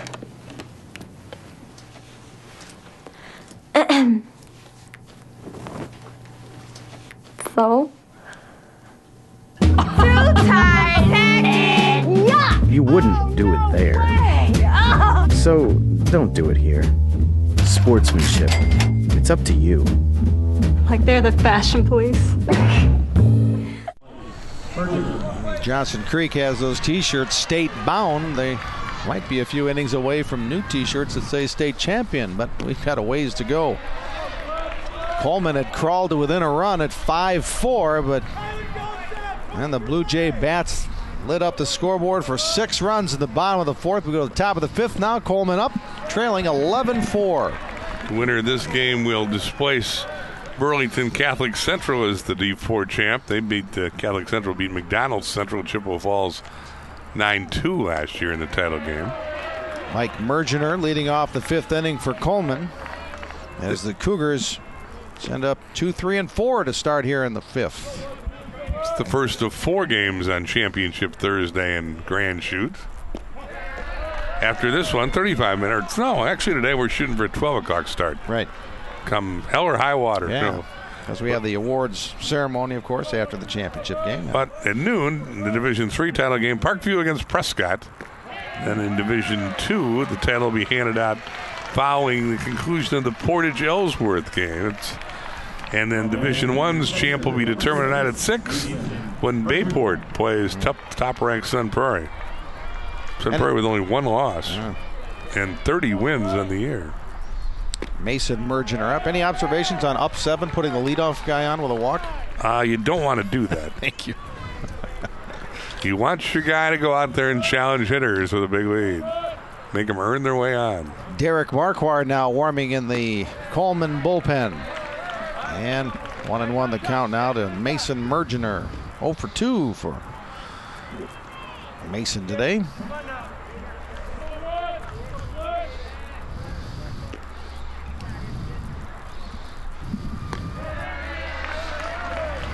Two and 1.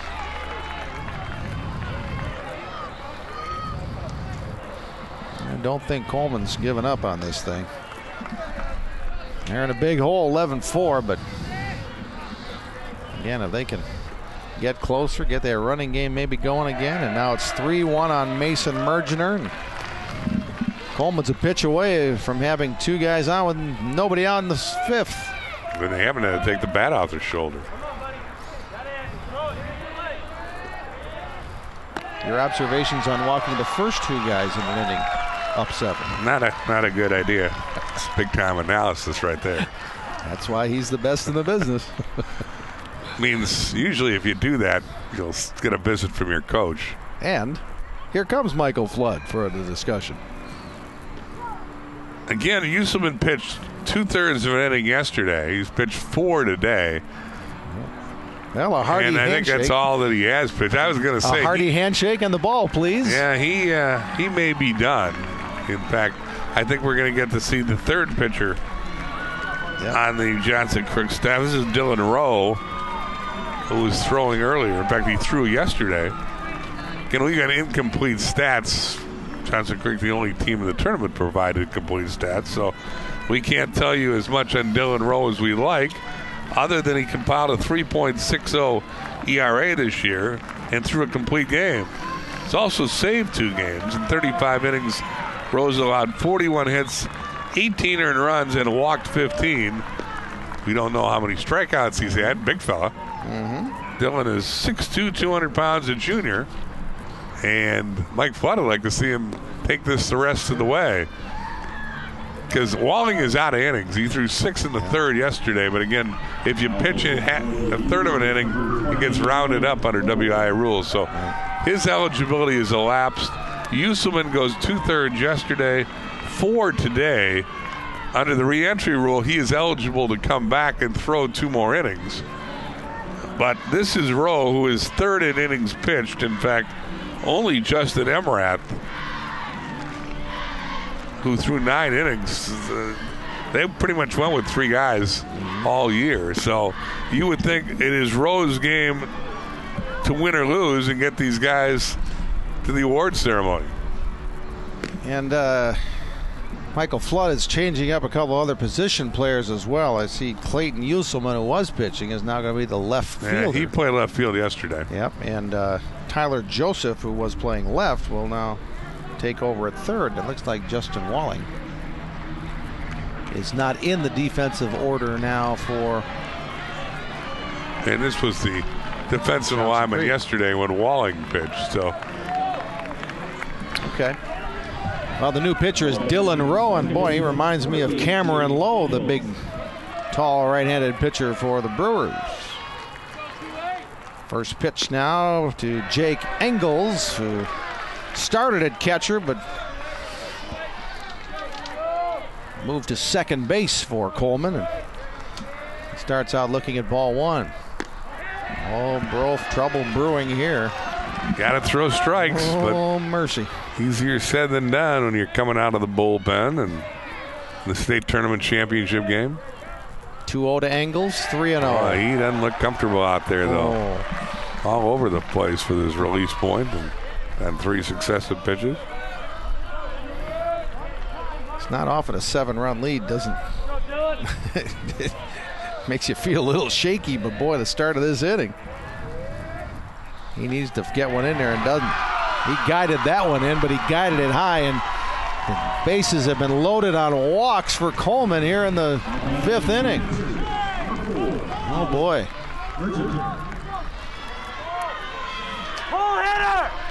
Mitch Mergener with a pair of RBIs yesterday. Went 1 for 4. You got to think he's going to force him to throw a strike before he swings. I'm sure in the Coleman dugout they're saying, well, we can't get them all back at once. Well, if you load the bases with nobody out, you might be able to. There's ball 1. Come on, Dylan, let's go. You're not in a hurry, are you? No. This one's going to take a while. 3 walks and now 1-0 to Mitch Mergener. There's a strike call and a sigh of relief from all the Johnson Creek faithful. And from Dylan Rowe. I think Dylan's going to tie his shoe after throwing a strike. I'll give him a chance to compose a little bit.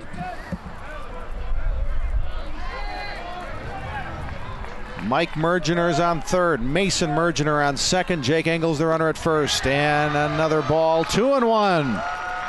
There you see Kupchi, the catcher, saying, settle down there, young Dylan. No, you laughed about it and we've kidded about it, but this ran a primer on how to allow their opponent to get back in the game.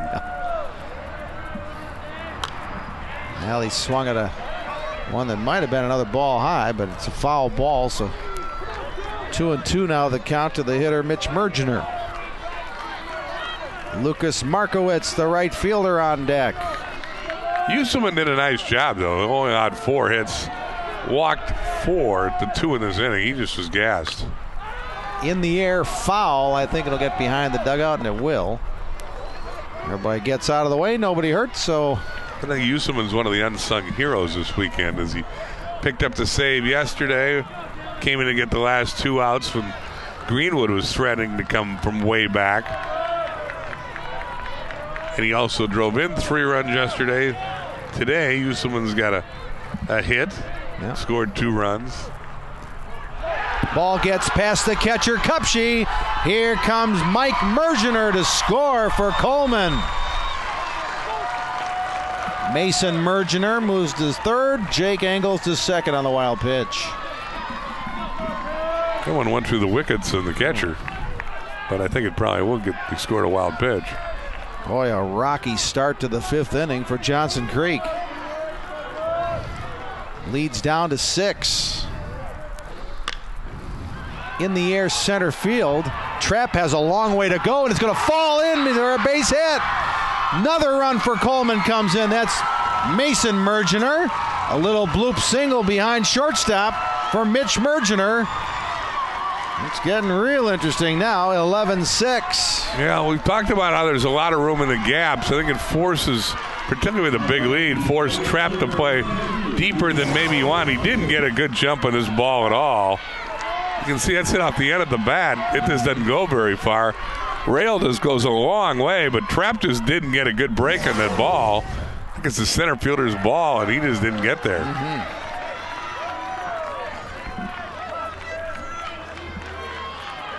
And this is just a visit from a buddy. You know what?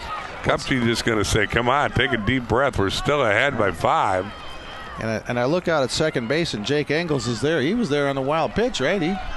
That ball was so close to being caught. I don't think he could advance, right? It was second and third at the start of the play after the wild pitch. And Engels couldn't advance on a hit to the outfield. Markowitz now at the plate. Oh, boy, ball 2.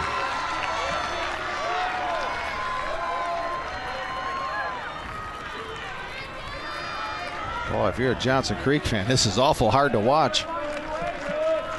And if you're a Coleman fan, you can't wait for the next pitch. Strike called from Rowe.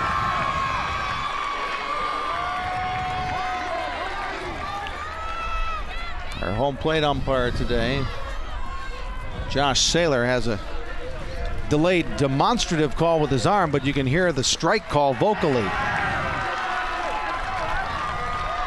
Ball 3. There's Josh Saylor. Doing a nice job behind home plate. Another ball loads the bases again. High. Walked him. I might delay lunch in Coleman and Johnson Creek. I think this one's far from over. Man. What's the record for most pitches in a game? Can you believe it? In fact, I'd tell the boss to stay away from the office because this is going to be an intriguing one before it's done. You're going to not want to leave us. Hey, if you're in the area, plenty of time to get out here to watch the end of the Division IV championship. Yeah, we got 3 games to go. Trevor Bushmaker, bases loaded, nobody out. Johnson Creek still with a 5-run lead, but that lead is very much in jeopardy. That's the tying run all of a sudden in the on-deck circle. Hey, goodness. And still nobody out here in the 5th inning. Ball 1 to Bushmaker. 4 walks and a bloop single have got Coleman back in the game. And Bushmaker, who walked last time, has a good eye at the plate. That plate is jumping around right now for Dylan Rowe. 2-0. Again, Mike Flood doesn't have many options. There's nobody in the bullpen, but Bird, Usselman, and Walling have been his pitchers all year. They have soaked up about 90% of their innings. But how many times have we seen it, especially in Divisions 3 and 4? Yep, on the second day. That one stud pitcher will get you to the championship, and then who knows? Bushmaker swung and missed at that one. That might have been Rowe's best fastball. I think it was out of the zone, though. He did him a favor by swinging. 2-2. Dylan Rowe trying to get out of a big mess here in the 5th. Up the middle. That'll go through for a base hit. Engels scores. They're going to send Mitch Mergener. He'll score. And here comes Coleman. It's 11-8. 2-run single by Bushmaker. And there's a lot of folks in green that are on their feet behind the first base dugout. Flood to the mound for Johnson Crick. Still nobody out. 4 runs in after a 2-run single by Trevor Bushmaker. That's just a good piece of hitting. Takes it right up the middle. You know, there's somebody out there watching us online when it was 11-4 to start the 5th inning that said, I think Johnson Creek's got this one in the bag. Well, I think he's going to make a pitching change. He stopped by the umpire. Uselman may come back in the game. Oh, tough day for Dylan Rowe. He faced 4 batters, gave up 2 hits, and walked 2 guys. Well, let's see what he does. I mean, again, because he visited the umpire, I think there's going to be a personnel move. Again, under high school rules, Uselman can come back in and throw. I mean, he's still in the lineup, so under any rules, if you're in the lineup, you can come back in, but they do have a re-entry rule here. We have played 4+ innings. Nobody out here in the 5th. Between the 2 teams, we've had 19 runs. Oh, no personnel moves. I'm surprised. Yeah, you're right. He'd stop by the umpire to have a word with him. Anyway, 19 runs, 15 combined hits, 10 combined errors. And we're only in the 5th. But usually when you see a coach stop, or a manager in baseball, they're going to make a lineup change. Right. None forthcoming. Yeah, we've got a lot of base runners. Okay, here we go. Marquardt. Ball. Maybe Michael Flood just went to the umpire. Give us a couple strikes. Well, he might have been. He might not have been crazy about the zone, but I don't know if that's a valid argument. I mean, maybe just help us out. Just give us one. There's a strike to Marquardt. Derek's 1 for 2 today with a run scored. And you got a feel for Dylan Rowe. I mean, he's had his moments certainly on the mound this year, but boy, it has just been so tough to throw strikes. Well, Marquardt got a piece of that one to foul it off, and now it's 1-2. Nobody out, 5th inning. Runners at first and second. A walk, a walk, a walk, a hit, a walk, and a hit. That's been the inning for Coleman. 1-2 coming to Marquardt. Way high, and Kupche has to jump out of his crouch to get that one from going to the screen.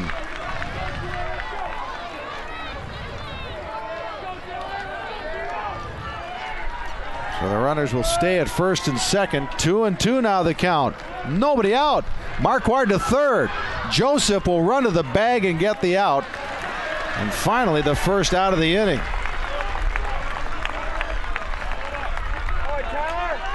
Smart play by Joseph. Make sure you get one. Yeah, that's tempting to get more than that. But I don't think they were going to turn around the horn double play. That's when big trouble happens, when you're trying to get too much. So he coolly stepped in the bag.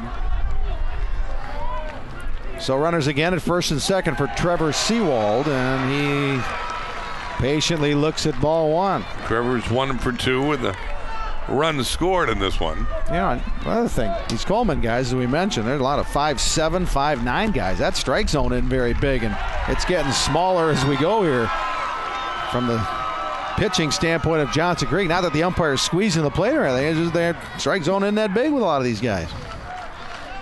Seawald crouches down. That's a tough little target. Missed outside. Oh, no, he got it. Strike. 2-1.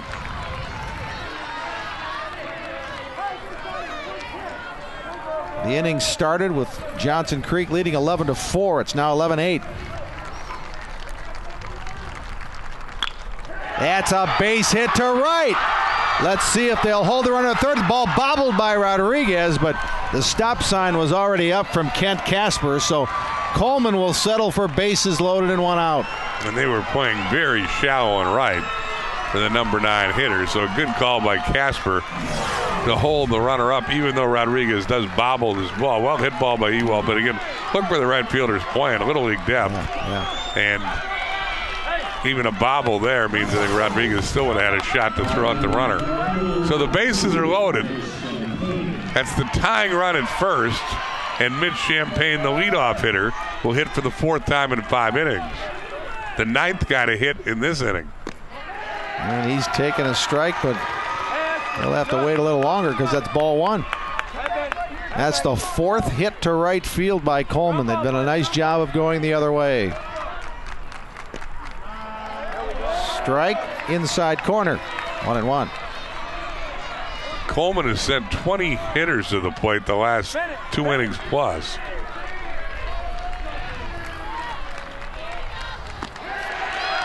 Usselman retired the silent order in the first, gave up a walk in the second, otherwise it was a clean inning. And since then, Coleman's had a merry-go-round in its batting order. They batted around here in the fifth. Champagne foul ball, 2-2. They scored 3 in the third, 1 in the fourth, and so far 4 here in the fifth. With the bases loaded, still only 1 out. Rowe from the stretch. Foul tip to the plate. Champagne, a 500 hitter, 23 RBIs. He's 2 for 6 in the tournament with 3 runs scored and an RBI. 2-2 again. Champagne swinging strike 3. Runner at first occupied, so Champagne is out. No throw needed. 2 down. Certainly Rowe's biggest out to date. He gets the best hitter in the team on a strikeout. So Mike Mergener, who started the inning with a walk, is up for the second time in the fifth. Now he has the bases loaded and 2 out. High for ball 1. And you look at me goofy if I say this, but you have before. If he can get out of get this guy, this inning could have been a lot worse, and you kind of have a sigh of relief. I agree. Bounced in, wild pitch, but it bounces up the third baseline, and Kupchi will see Bushmaker hold at third. By the way, the all-time record for runs in a game in a Division IV game at state, 14 by Catholic Central in 2010. Shoot, both of these teams might get that today. That was the game when their opponent made 7 errors? I believe that's right, yeah. Funny how that worked. Yeah, that was McDonald Central. Catholic Central against McDonald Central. Yeah, they've played the last 2 years in this title game. Yeah. You know what the most runs in a state championship game is? Any division? Wisconsin Heights in 1989 scored 31 runs in a game. 31. Wow. Yeah, that took a while. 3-1 is the count to the batter, Mike Mergener. Nowhere to put him. Bases loaded, 2 out. Mergener officially 0 for 1 today with a sac fly. He's also walked and scored to lead off this inning. Ball 4 high. 11-9. Bob Brainerd's come to the booth. He's waiting to do the Division III championship game. I think it'll be today. But at the rate we're going, who knows? Here's Mason Mergener, who walked and scored earlier this inning. He's officially 0 for 2 and 3 for 7 in the tournament. A single now probably ties the game. Strike, outside corner.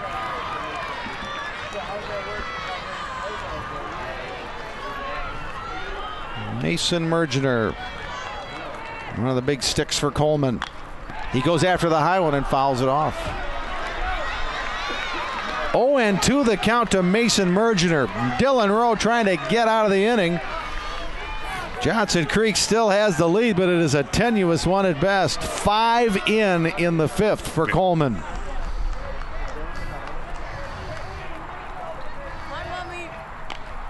He looked like he's trying to punch it to right field again, but hit a little too far right, foul ball. 0-2 remains the count to Mason Mergener. And if you want to write a primer on how to give up a 7-run lead in a hurry, see your scorecard. It was your astute analysis saying if you put the first 2 guys on with walks, you got trouble. And then you walk 3 more in the inning. Well, 5 walks, couple hits, and a wild pitch. Now Rowe with an 0-2 count. Maybe tried to waste that one, but at the same time, he's had such control issues. He's having a hard time telling where it's going to go. In the dirt. Nice stop by Kupchi.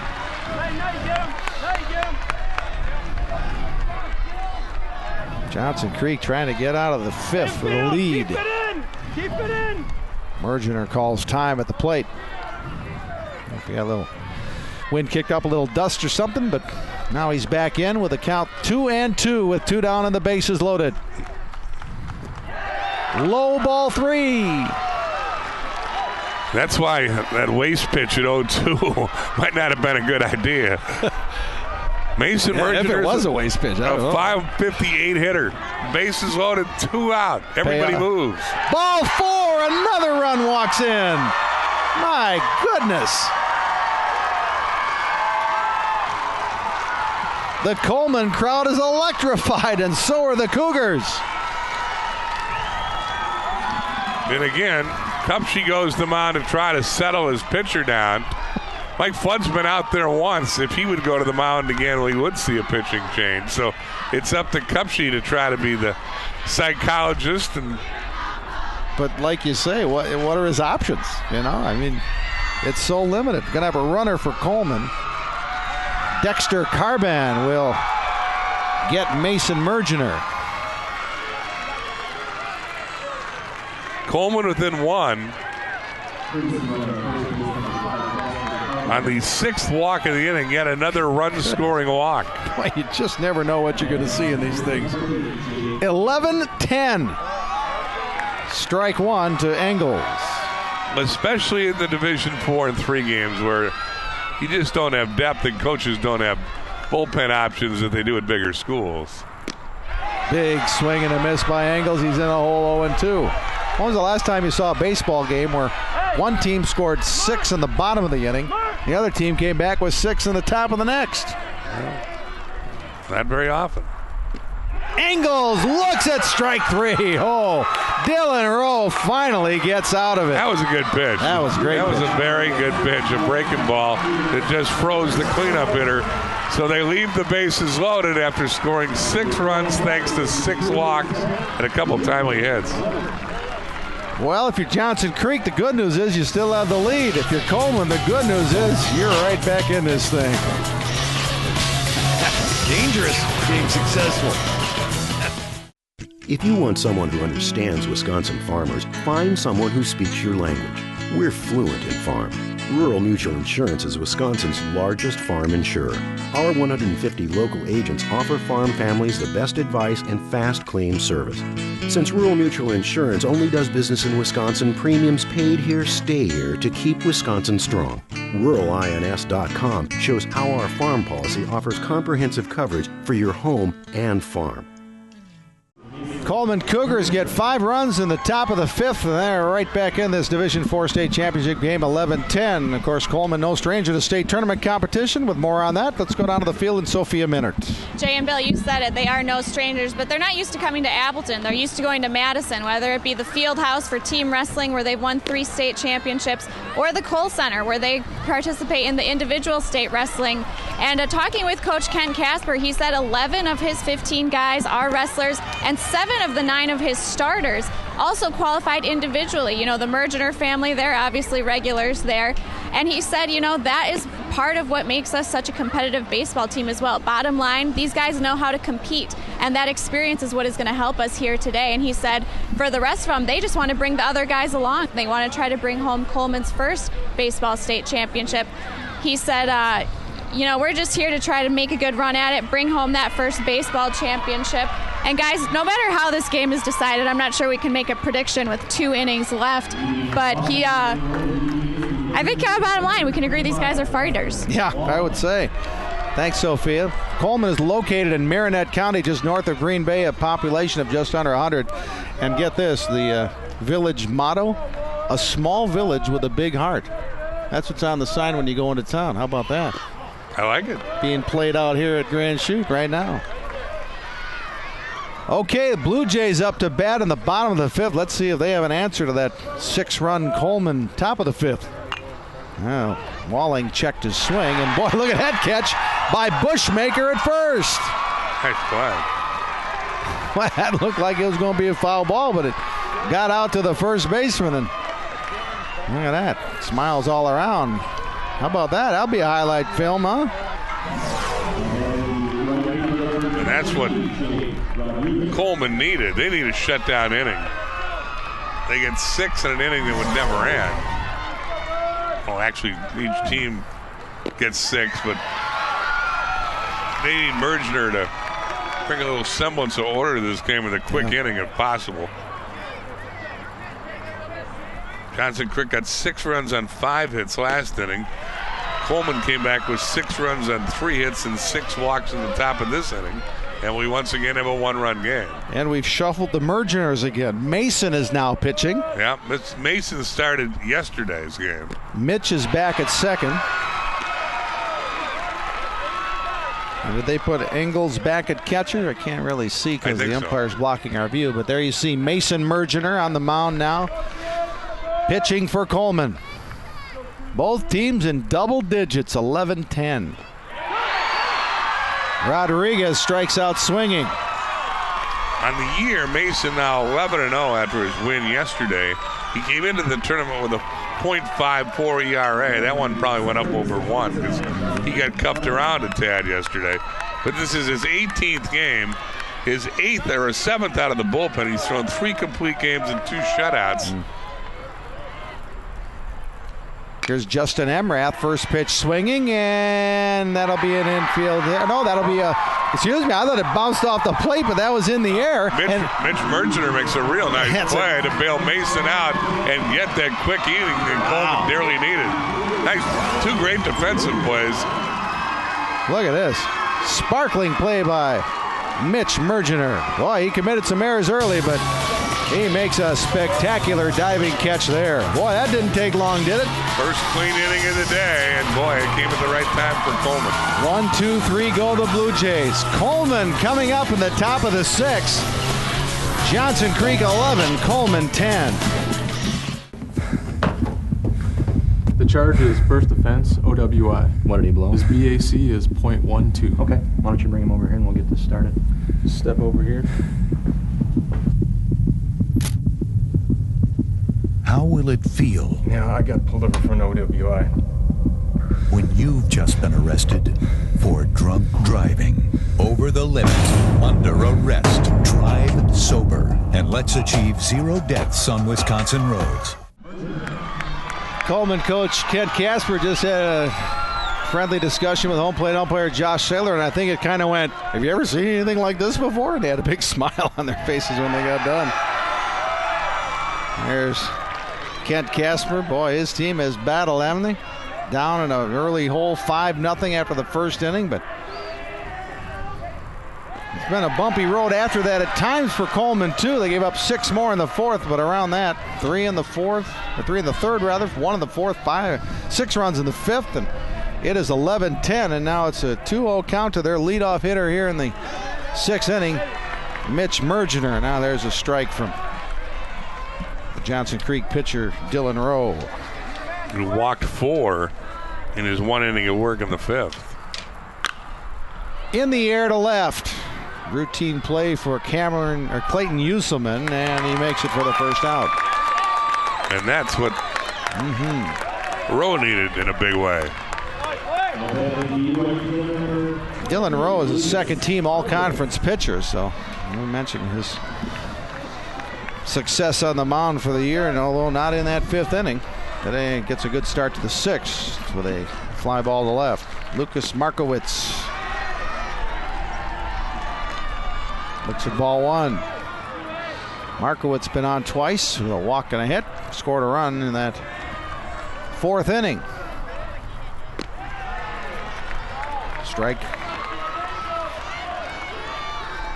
1-1 from Dylan Rowe. Johnson Creek trying to hang on. Short hops the catcher Kupshi, ball 2.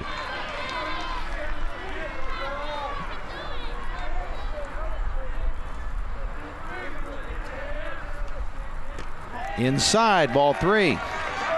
Coleman trying to survive a state record Division IV tying 7 errors in the game.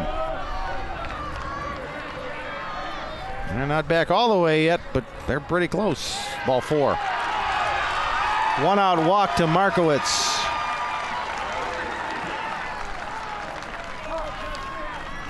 Rowe had 15 walks in 35 innings this year. He's had 5 in an inning and a third today, and that's necessitating a visit to the mound from Mike Flood, and I think we're going to get a pitching change. Justin Emrath is walking in from his second base position. And he might be the new pitcher. Indeed. So, Roa had that good year, as his second-team all-conference honors indicate, but he wants to forget about his state tournament appearance. So, it is Emrath, who has pitched sparingly, just 9 1/3 innings all year, allowing 11 hits and 11 earned runs. He's walked 10 in 9 innings and posted an ERA of 8.25. Again, we haven't been given full stats on the Blue Jays, so we don't know his record or his number of appearances. But apparently, Emrath has been used sparingly as a pitcher, but he'll be asked to get the last 5 outs of the state tournament. And a couple other players have moved around here. Tyler Joseph's really seeing the world. He started in left field, went to third. Now he's at second base. Joseph at second. Emrath, as we said, the second baseman, now pitching. And Justin Walling re-enters at third base, where he started the game.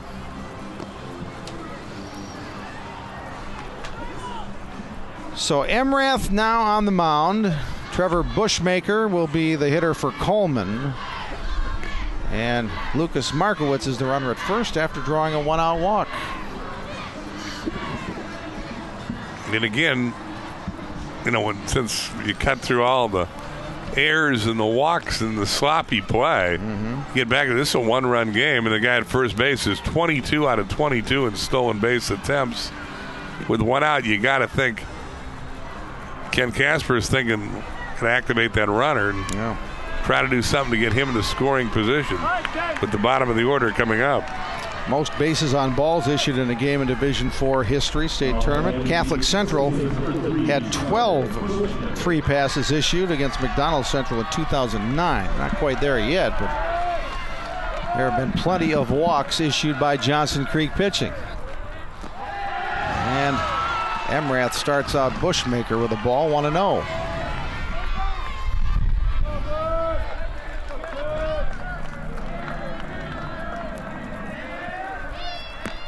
Ball 2.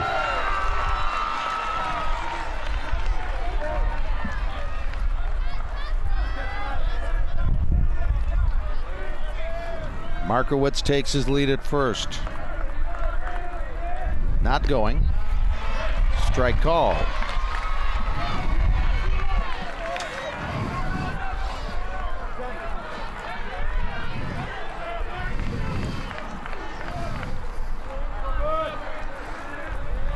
Here's the 2-1. Hot shot to left. Uselman can't get it. Over his head. Markowitz will be held at third. And it's second and third for Coleman on a double by Bushmaker. That ball had a lot of topspin on it. I don't think Markowitz thought it was going to go over his head. Because of that, he didn't get a very good jump. He was going full tilt coming around second and got held up. But I think Markowitz thought his ball was going to be caught, but it kept carrying. Well, it was hit right at Uselman, and sometimes that's the tough one to judge. And as you can see, it took a hop off the warning track into the wall. So Bushmaker got a lot of it, that's for sure. Oh, that was hit hard. Yeah. But you can see the base runner at first didn't have a very good jump. Anyway, he got good speed, and he was cranking coming around second base. He's at third now. Bushmaker at second after that ringing double. The infield will come in to try to cut off the tying run at the plate. And this is Derek Marquardt, who's 1 for 3 today. Coleman has not led the entire day. They were down 5-0 after the first inning. But they've scratched and clawed, and the Cougars are now within 1, and the lead run is at second base. Marquardt to the right side. The infield was in. Play at the plate. Save! Joseph short hopped the throw to the catcher, Kupschi, and we are all even 11-11. I would think this is going to be a fielder's choice. What a very good throw, but I don't think you're going to give an error on it.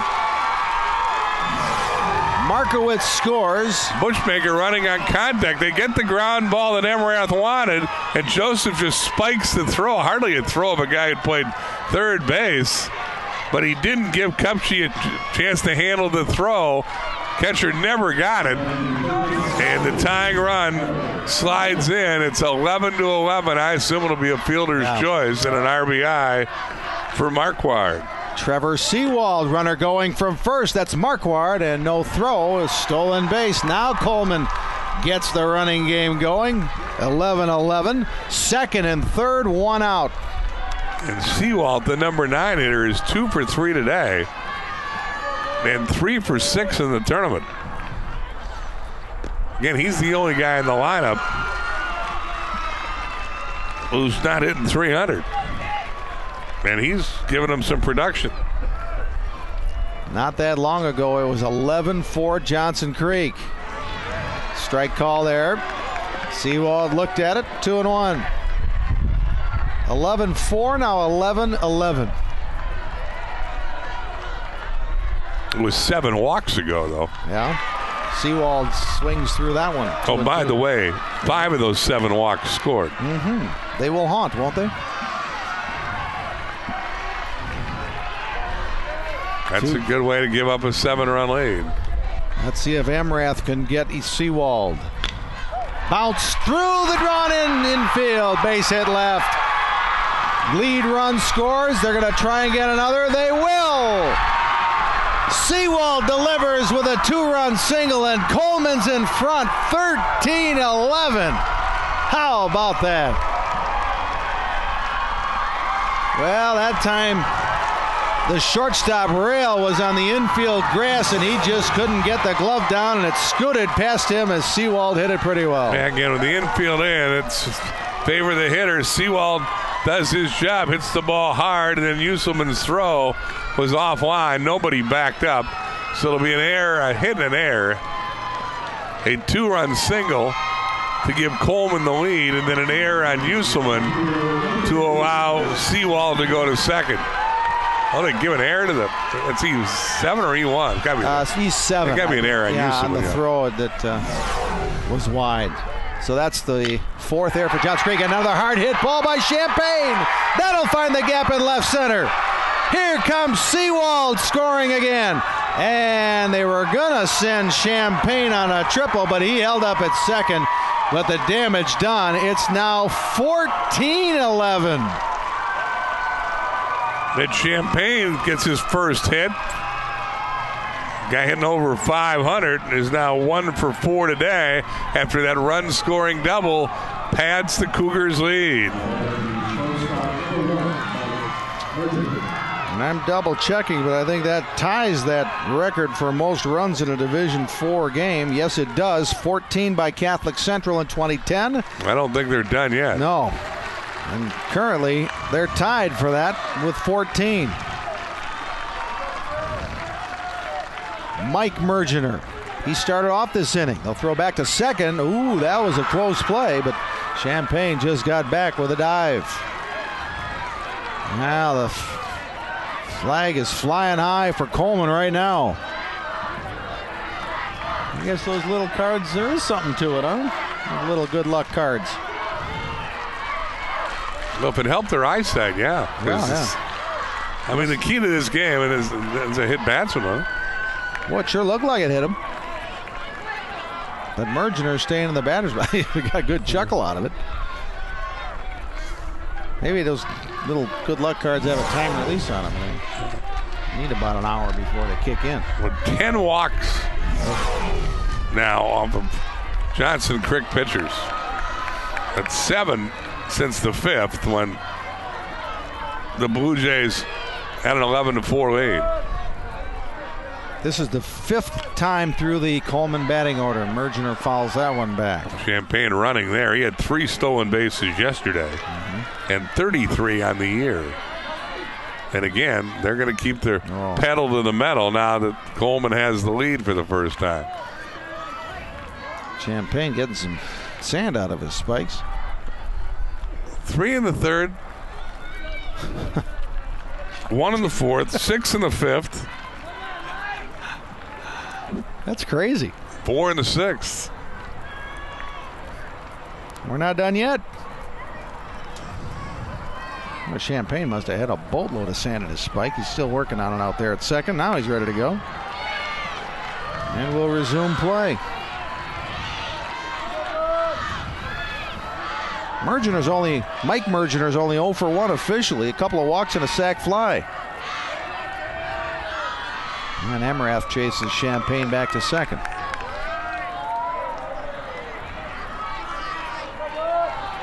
Coleman has scored 11 straight runs. There goes the runner.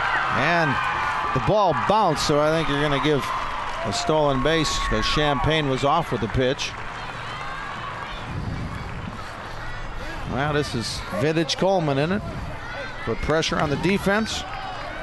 Get some hits. Good eye at the plate. And now Mike Mergener with the count 2-2. He pulls that one foul over the Johnson Creek dugout.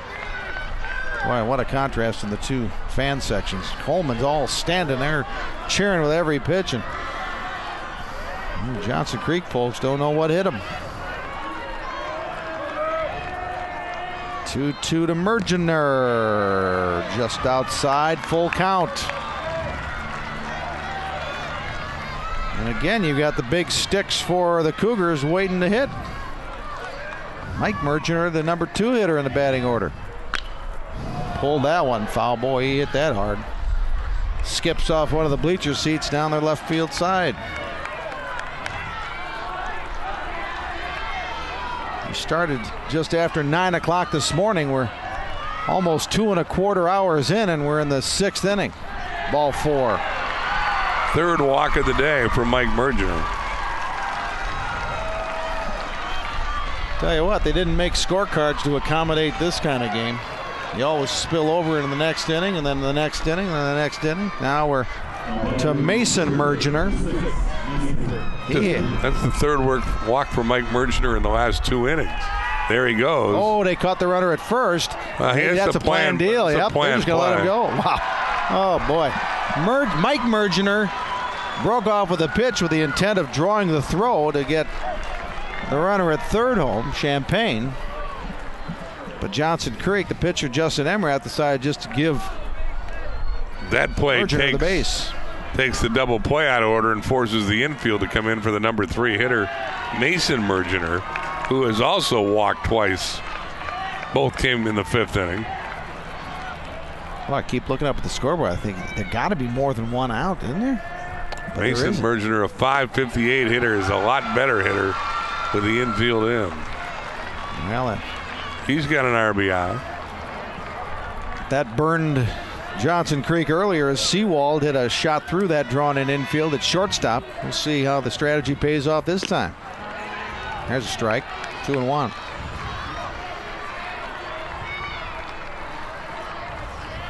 What a turnaround.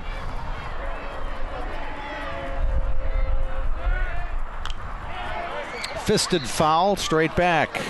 Mason Mergener's got a chance to be the winning pitcher. He was yesterday as a starter when he threw 5 innings of 5-hit ball, gave up 3 runs. He came in last inning, retired the side in order. He has 1 inning left, so you would assume he'd pitch the 6th. Then they're going to need to bring somebody in to pitch the 7th.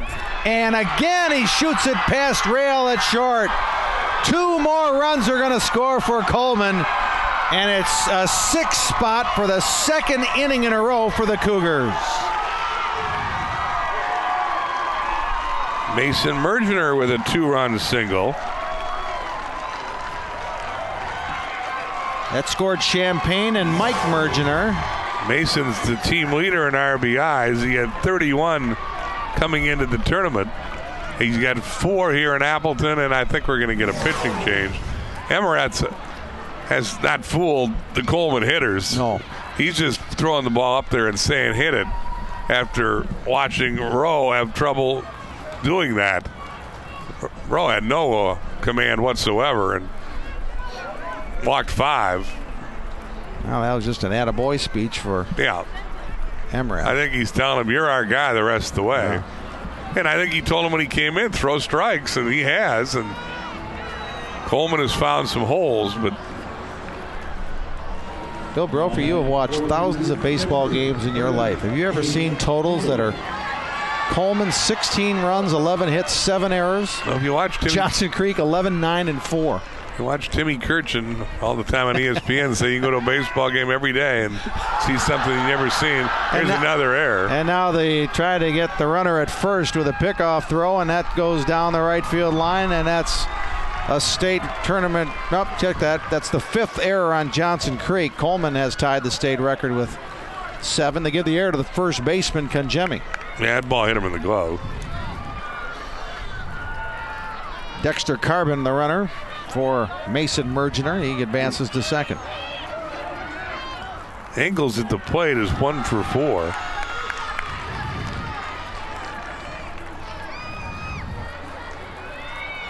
We actually saw Rowe's best pitch, that breaking ball that struck him out to end the 5th inning. That nearly hit Engels. Did a heck of a job to get out of the way.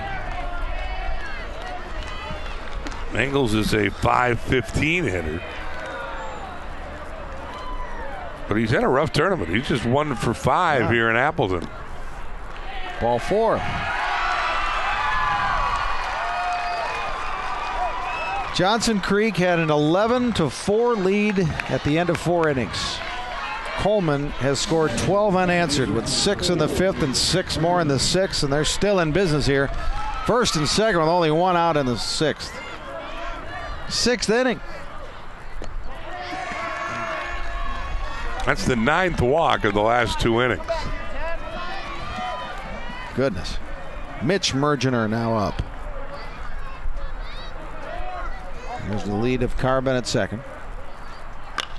That one's in the air. It'll carry to the center fielder, Brad Trapp. That's the 2nd out of the inning.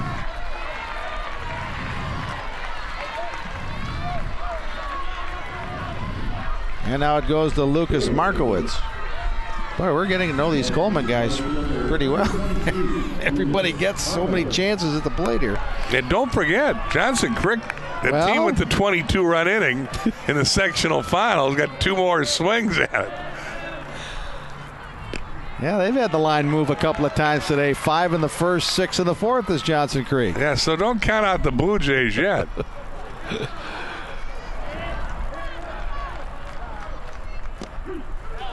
There's a strike from Emrath. 0-2 on the scoreboard.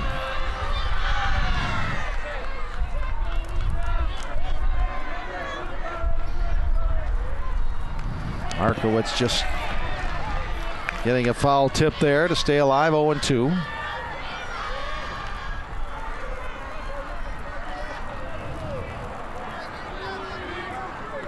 That is a Blue Jay team that has scored 91 runs in its last 7 games. That one's high to Markowitz. That is why I'm telling you, don't count them out yet. Well, we told you that Coleman's 91 motto, runs in 7 games. Yeah. That's something. Most of that's tournament baseball, too. 1-2 to Markowitz. He swung and fouled it off. That's 13 runs a game. Boy, that'll win a lot of games. Of course, they've got 11 today. That includes today. Yeah. 13's not enough today. Coleman, a small village with a big heart. Johnson Creek's motto, the crossroads with a future. We'll see if that one plays out. I like it. Yeah. This one's bounced off the plate. This is going to be a tough play. They're going to have to eat it. Ooh, Emrath threw it and threw it away. Got to eat that one. Another run scores for Coleman. Carbon comes in from second. Engels goes to third, and Markowitz ends up at second base. Going to be a hit in the air, I would think. Yep. Boy, that is so tempting to try to make a great play to get the out at first, but you just can't make that throw. It's the error on the pitcher in addition to a hit. 12 hits for Coleman now. 5 errors for Johnson Creek.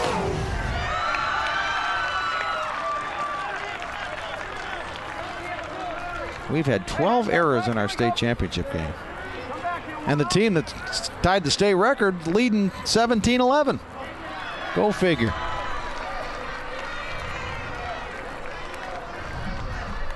So here's Trevor Bushmaker.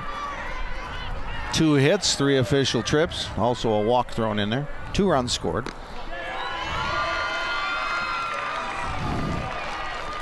That was the 6th error by Johnson Creek. They were I was going to say, I think you're shorting them. A little late putting it up on the scoreboard, and now they just put up 6. So we've had 13 errors. A lot of walks. Collectively, I would assume that has got a chance to be a state record. Boy. I don't know if we have most. Yeah, combined teams, I don't know that we do. This one's pulled to left. And oh boy, what an attempt by Uselman. He hit the fence hard. He had it in his glove, and now the concern is for Clayton Uselman, who took a tough spill over that fence. He pops up right back in it. Boy, he almost made a great catch. Gives everybody the wave that he's okay. Yeah, he's going full speed here in a great effort. Ooh. Oh, man. And you're watching the replay as the folks here at the ballpark did, and you heard the oh, and you said it at home. Thankfully, he looks like he's going to be okay. They're still checking on him down the left field line. But yeah, that hit his glove, and boy, if he hangs out of that one, we're going to see that on national cable shows later tonight. What? You think that kid competes? Yeah. Clayton Uselman. He was the starting pitcher today, way back at 9 o'clock. He gave it all he had, too, because he was spent. He walked the first 2 guys in the 5th. Then a row came in, and then a lot of bad things happen if you're a Johnson Creek fan. He couldn't find home plate, and it was not fun to watch for a Blue Jay fan. So Trevor Bushmaker stays alive in this at bat. The count is 3-2. There are 2 outs in the inning, runners at second and third for Coleman. Spoiled that one. That might have been ball 4, but it'll stay 3-2.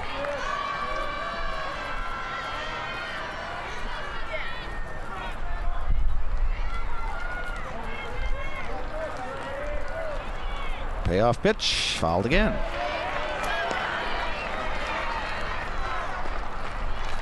Well, that's really something. A guy can hit a fence like that, pop right back up, and keep going. It's good to be young, I know that. You might feel it tomorrow, though. Yeah. Well, Bushmaker pulls that one foul, so he's in a good battle with Johnson Creek pitcher Justin Emrath.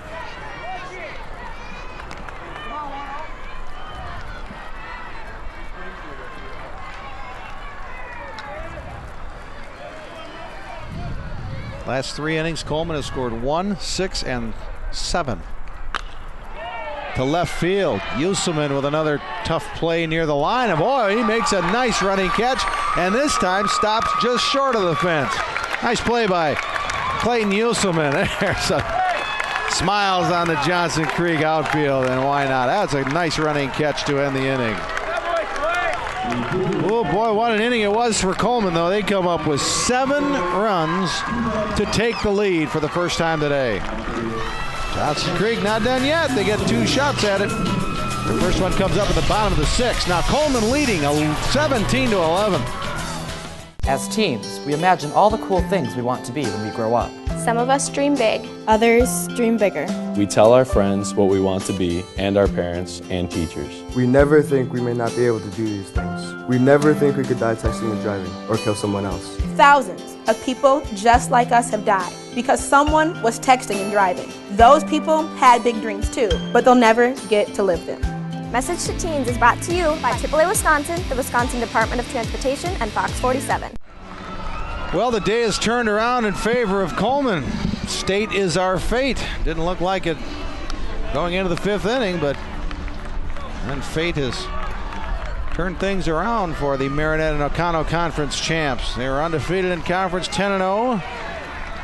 Now they're trying to finish off a season that has seen only 1 loss in the very first game of the season. Mason Mergener back to the mound in the 6th. And he did a good job. Again, followed up the 6-run 5th inning. They got Coleman back in the game by throwing a 1-2-3 bottom of the 5th. And it's Mike Flood's job to rally his troops, remind them about the offensive success they've had. And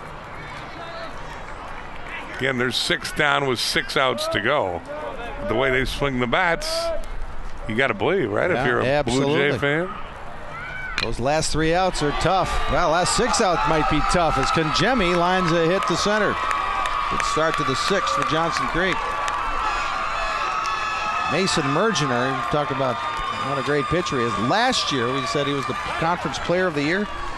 In the conference last year, in 25 1/3 innings, he allowed 1 earned run. So he can deal on the mound for Coleman, but that time Kangemi got the better of him with a He got cuffed around a little bit by Pittsfield yesterday, though. He gave up 3 runs and 5 hits in 5 innings. Walked 5 and struck out 4, so his control wasn't great either. But he today has come in and challenged guys, and there throws a breaking ball past Cupshe. Cupshe doubled his last time up. That swing had a couple of parts to it, and he's able to foul it off from one of the bleacher seats, and quickly 0-2 to Cupshe.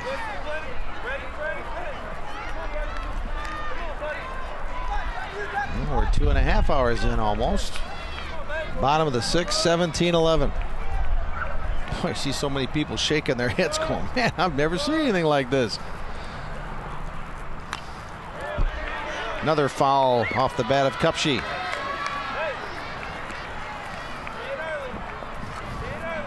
Tyler Joseph on deck. Kangemi, the number 7 hitter in the Johnson Creek lineup, led off with a single. And now that's a ball to Cupshe.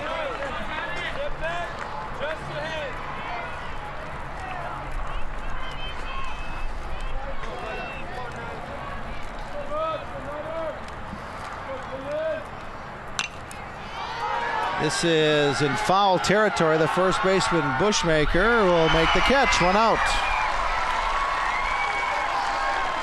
We've seen some interesting things on foul balls in this tournament, but that time Bushmaker handled it cleanly. 1 out.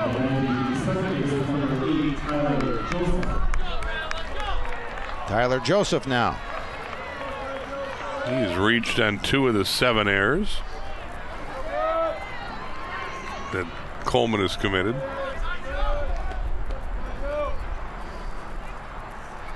They're not holding Kangemi on at first, up 6. Yeah, now trade runs for outs. Yeah. 5 outs to go, and you got to be thinking there's a lot of people in the green seats thinking that. The exchange rate might be 2 runs for an out. Got a little room to play, up 6. And now 2-0 to Joseph with a runner on first and 1 out. I think you got it right. It's going to be, there's still some stuff going to happen before we leave this Division IV championship game. 2-1 now to Joseph.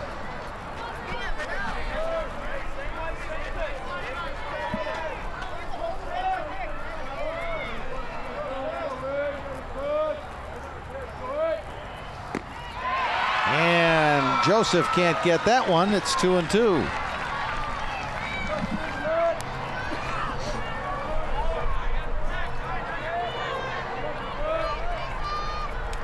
You got to think Ken Casper is happy he's got Mason Mergener on the mound right now.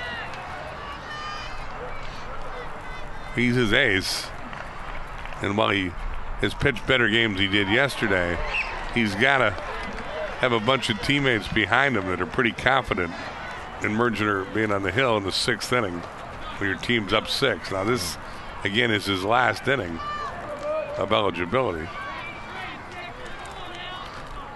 2-2 to Joseph. 3-2. Well, we saw what putting guys on earlier in the inning did for Coleman's offense. Johnson Creek trying to do some of the same thing here in the bottom of the 6th. First time all day they've trailed. And that's pulled foul just outside of third.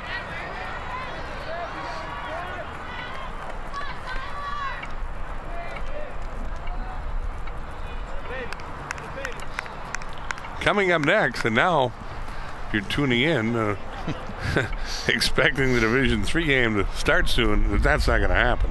But Parkview and Prescott will come up 35 minutes after the conclusion of the awards ceremony. That's the Division III title game. In the air to left. Champagne has a beat on it. And that's the out. Joseph flies to left. After Parkview and Prescott. Around 3, Portage is scheduled to play Ellsworth in the D2 title game, and then around 6, Bayport and Sun Prairie will vie for the Division I crown. Great matchups coming up. All those available on FoxSportsWisconsin.com. Ruger Rail fouls off the first one. So this is the 5th time around the Johnson Creek batting order. Rail, the leadoff hitter. He's got 1 hit in 4 prior trips. Yeah, he had battled all day and finally came through with a run-scoring single back in the 4th. He's 2 for 7 in the tournament.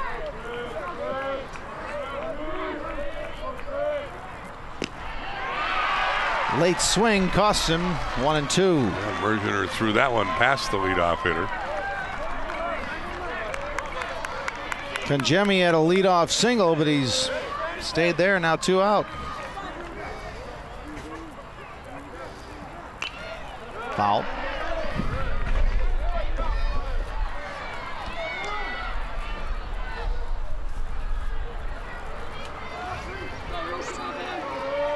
Wind still blowing from the right field corner to the left field corner, about 10 to 15 miles an hour. And a swinging strike 3 as Rail goes down. So Mergener gives up a hit to start the inning and then retires the next 3 batters in order. Well, Johnson Creek will have one last shot for a big comeback in the 7th. Now we go to the top of the 7th. The Coleman Cougars still leading 17-11.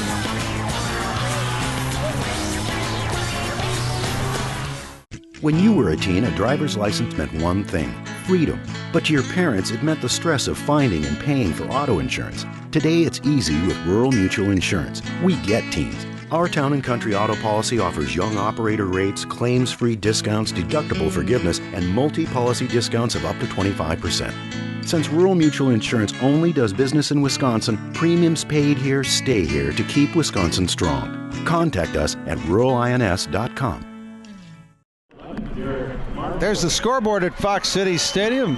My goodness, that's a lot of numbers, isn't it? 17-11 Coleman, trailing 11-4. They've scored 13 unanswered, now leading 17-11. Those are your totals. Hope we got enough lights to keep track of this. Derek Marquardt leading off the Coleman 7th. They've batted around the last 2 innings. 1-2 the count to Derek Marquardt.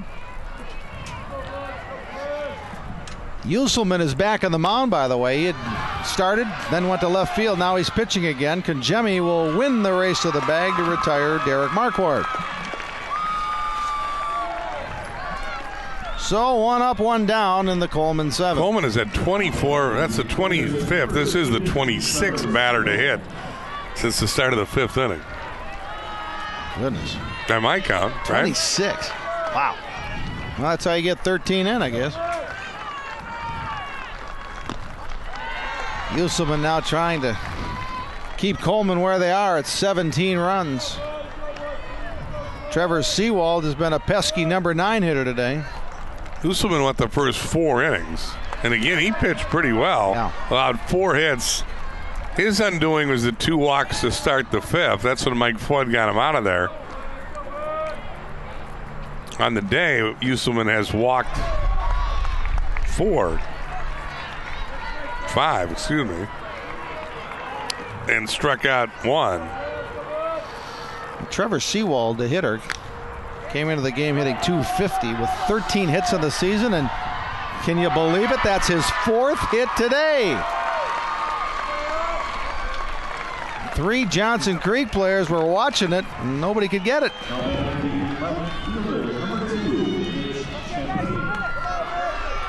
4 hits out of the number 9 hole. Yeah, that's a good stat for Coleman.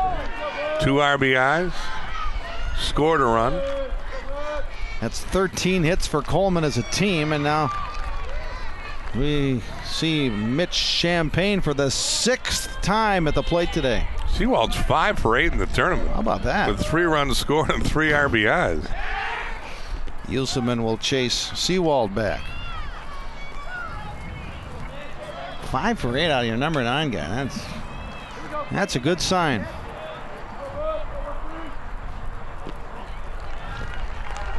And Yusselman just missed low with that one. So Champagne's ahead 2-0 on this count here with 1 out and a man on in the 7th. Right field, Rodriguez can't get it on the dive. Seawald to third, Champagne into second. Base hit. Second double for Champagne. His 4th hit of the tournament. Hit a triple yesterday to go with those 2 doubles. Well, Coleman wants to squash any comeback thoughts for Johnson Creek. It's a 6-run lead, and now there's 2 in scoring position with 1 out. And here's Mike Mergener, who has 3 walks, a sac fly, RBI. And that's Bushmaker, who I think is going to start or finish what he started. Yep, he's warming in the bullpen for Coleman.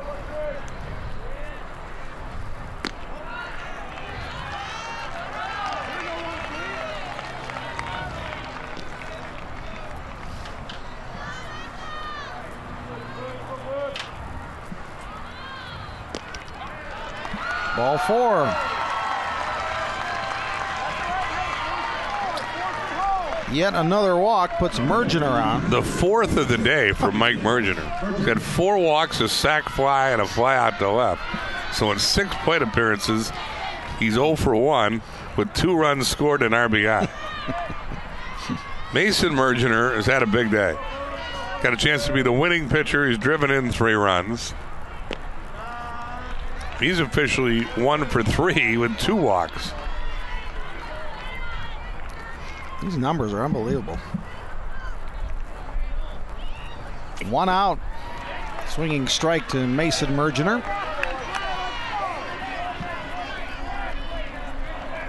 Johnson Creek pitchers have now walked 12 batters. Ooh.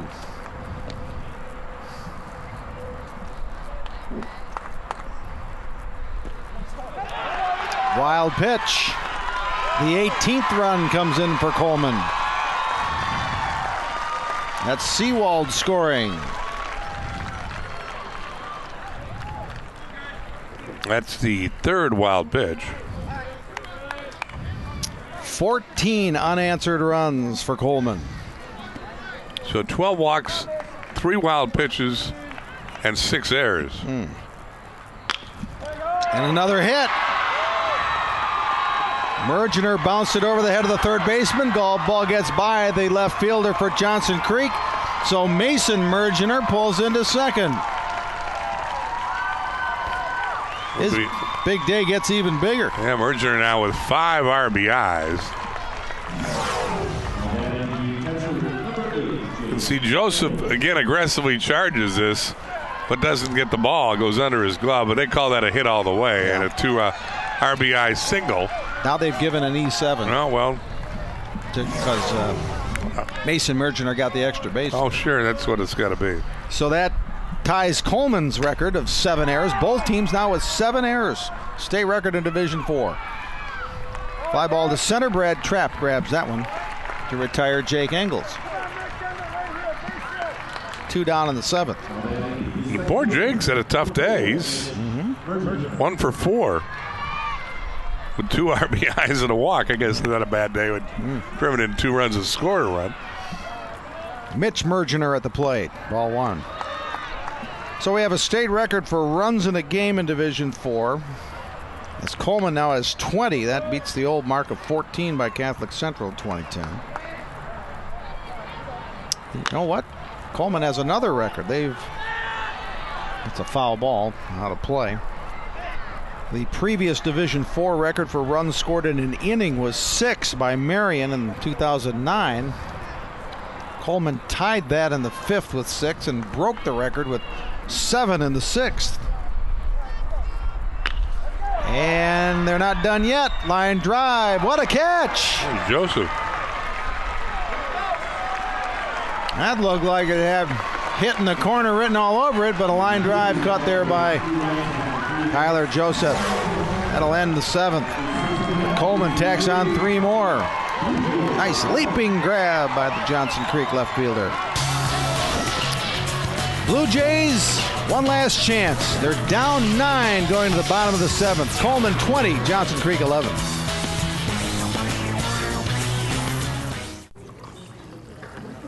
Boom! Hey, where you going? You can't get by me. I'm number 1 in this class. I rule this lab. I'm number 1. Hey, I don't think so. Yes! Winner! I am a king! Woo! You wouldn't do it there. So don't do it here. Sportsmanship. It's up to you. What? Jerk.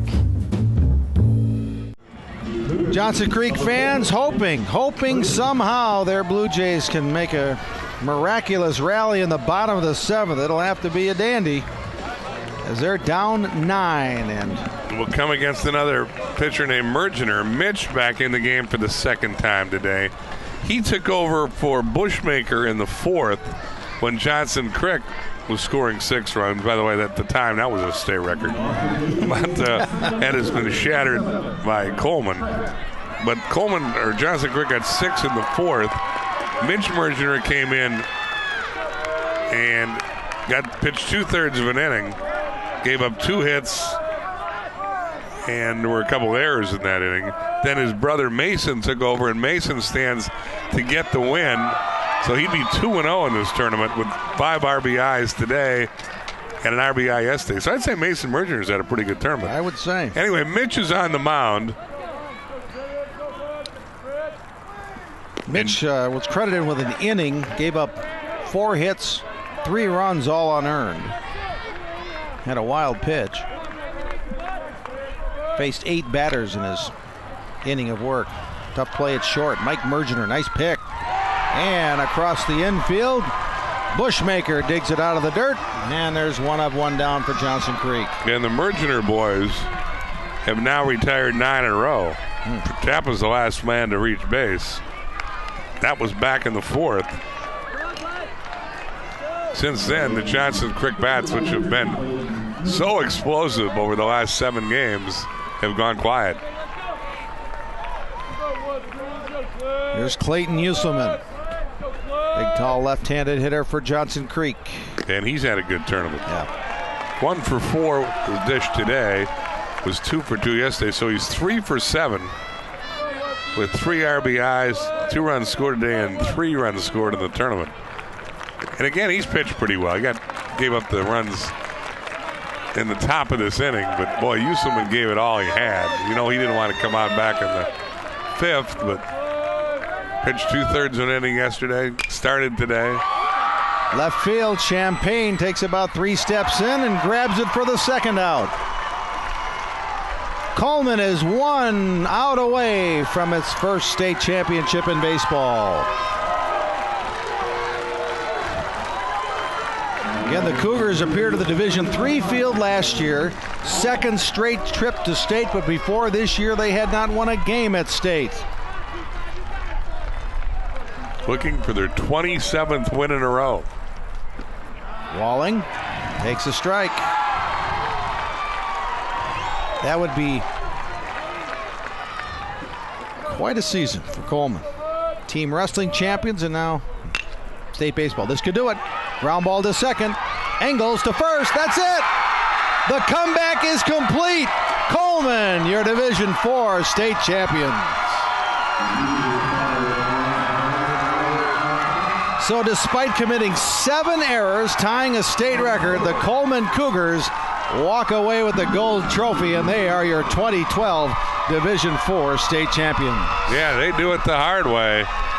making 7 errors, falling behind by 7 runs, and then just bludgeoning arguably the hottest hitting team in the state, outscoring Johnson Creek in a wild, wild game. They take advantage of 12 walks and win 20-11 in as wild a game as you'll ever see with a title on the line. Well, and to Coleman's credit, not only did they come back offensively with 6 in the 5th, or 7 in the 6th, and 3 more in the 7th, but their pitching really shut down Johnson Creek the rest of the way. Well, that's what'll go unnoticed. Yeah, you're right. The Bergener boys with some good relief pitching. Mason with 2 big innings in the 5th and 6th. Those are shutdown innings after the offense has demoralized Johnson Creek, and then the follow-up inning by Mitch Bergener to close it out. We'll hear from the winners in just a moment. Coleman, your Division IV state champion, 20-11 over Johnson Creek. Back with more from Grand Chute in a moment. You're watching the state championships on Fox Sports Wisconsin. From the gridiron to the hardwood, on the links or on the track, on the diamond or on the ice. Go to prepfilms.com. It's easy. You can order your DVD online. At prepfilms.com, you make the memories. We'll make them last forever. Eric Nares, Kenny Green, Hunter Garcia,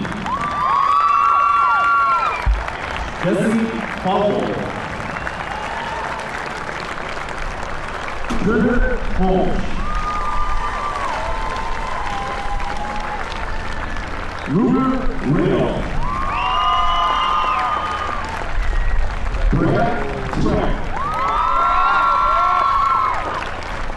Clayton Houston, Justin Long, Kate Rodriguez, Justin Emmerich, Tyler Huntley, John Kupke, Tyler Joseph. Will coach Michael Flood of the Division IV runner-up team Johnson Creek please proceed to home plate to receive your runner-up trophy.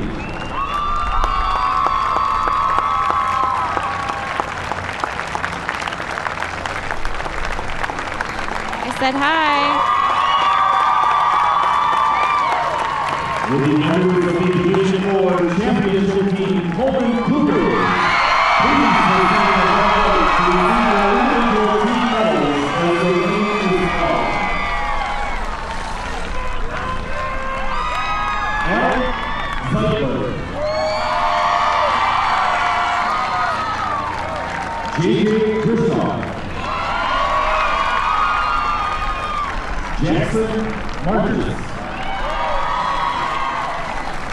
Mitch Wolf, Alex Spadola,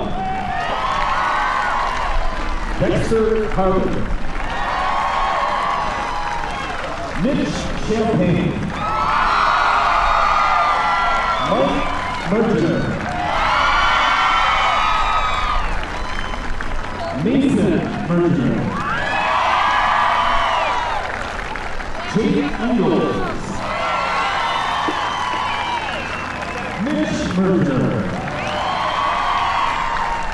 Lucas Markowitz, Trevor Bushmaker,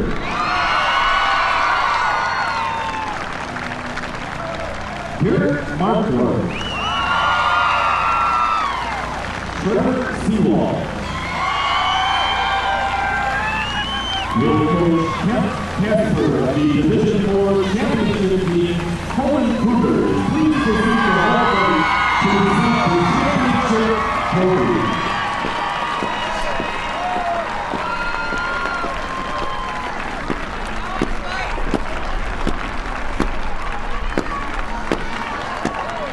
Congratulations to all teams. Thank you one and all for sharing in this ceremony.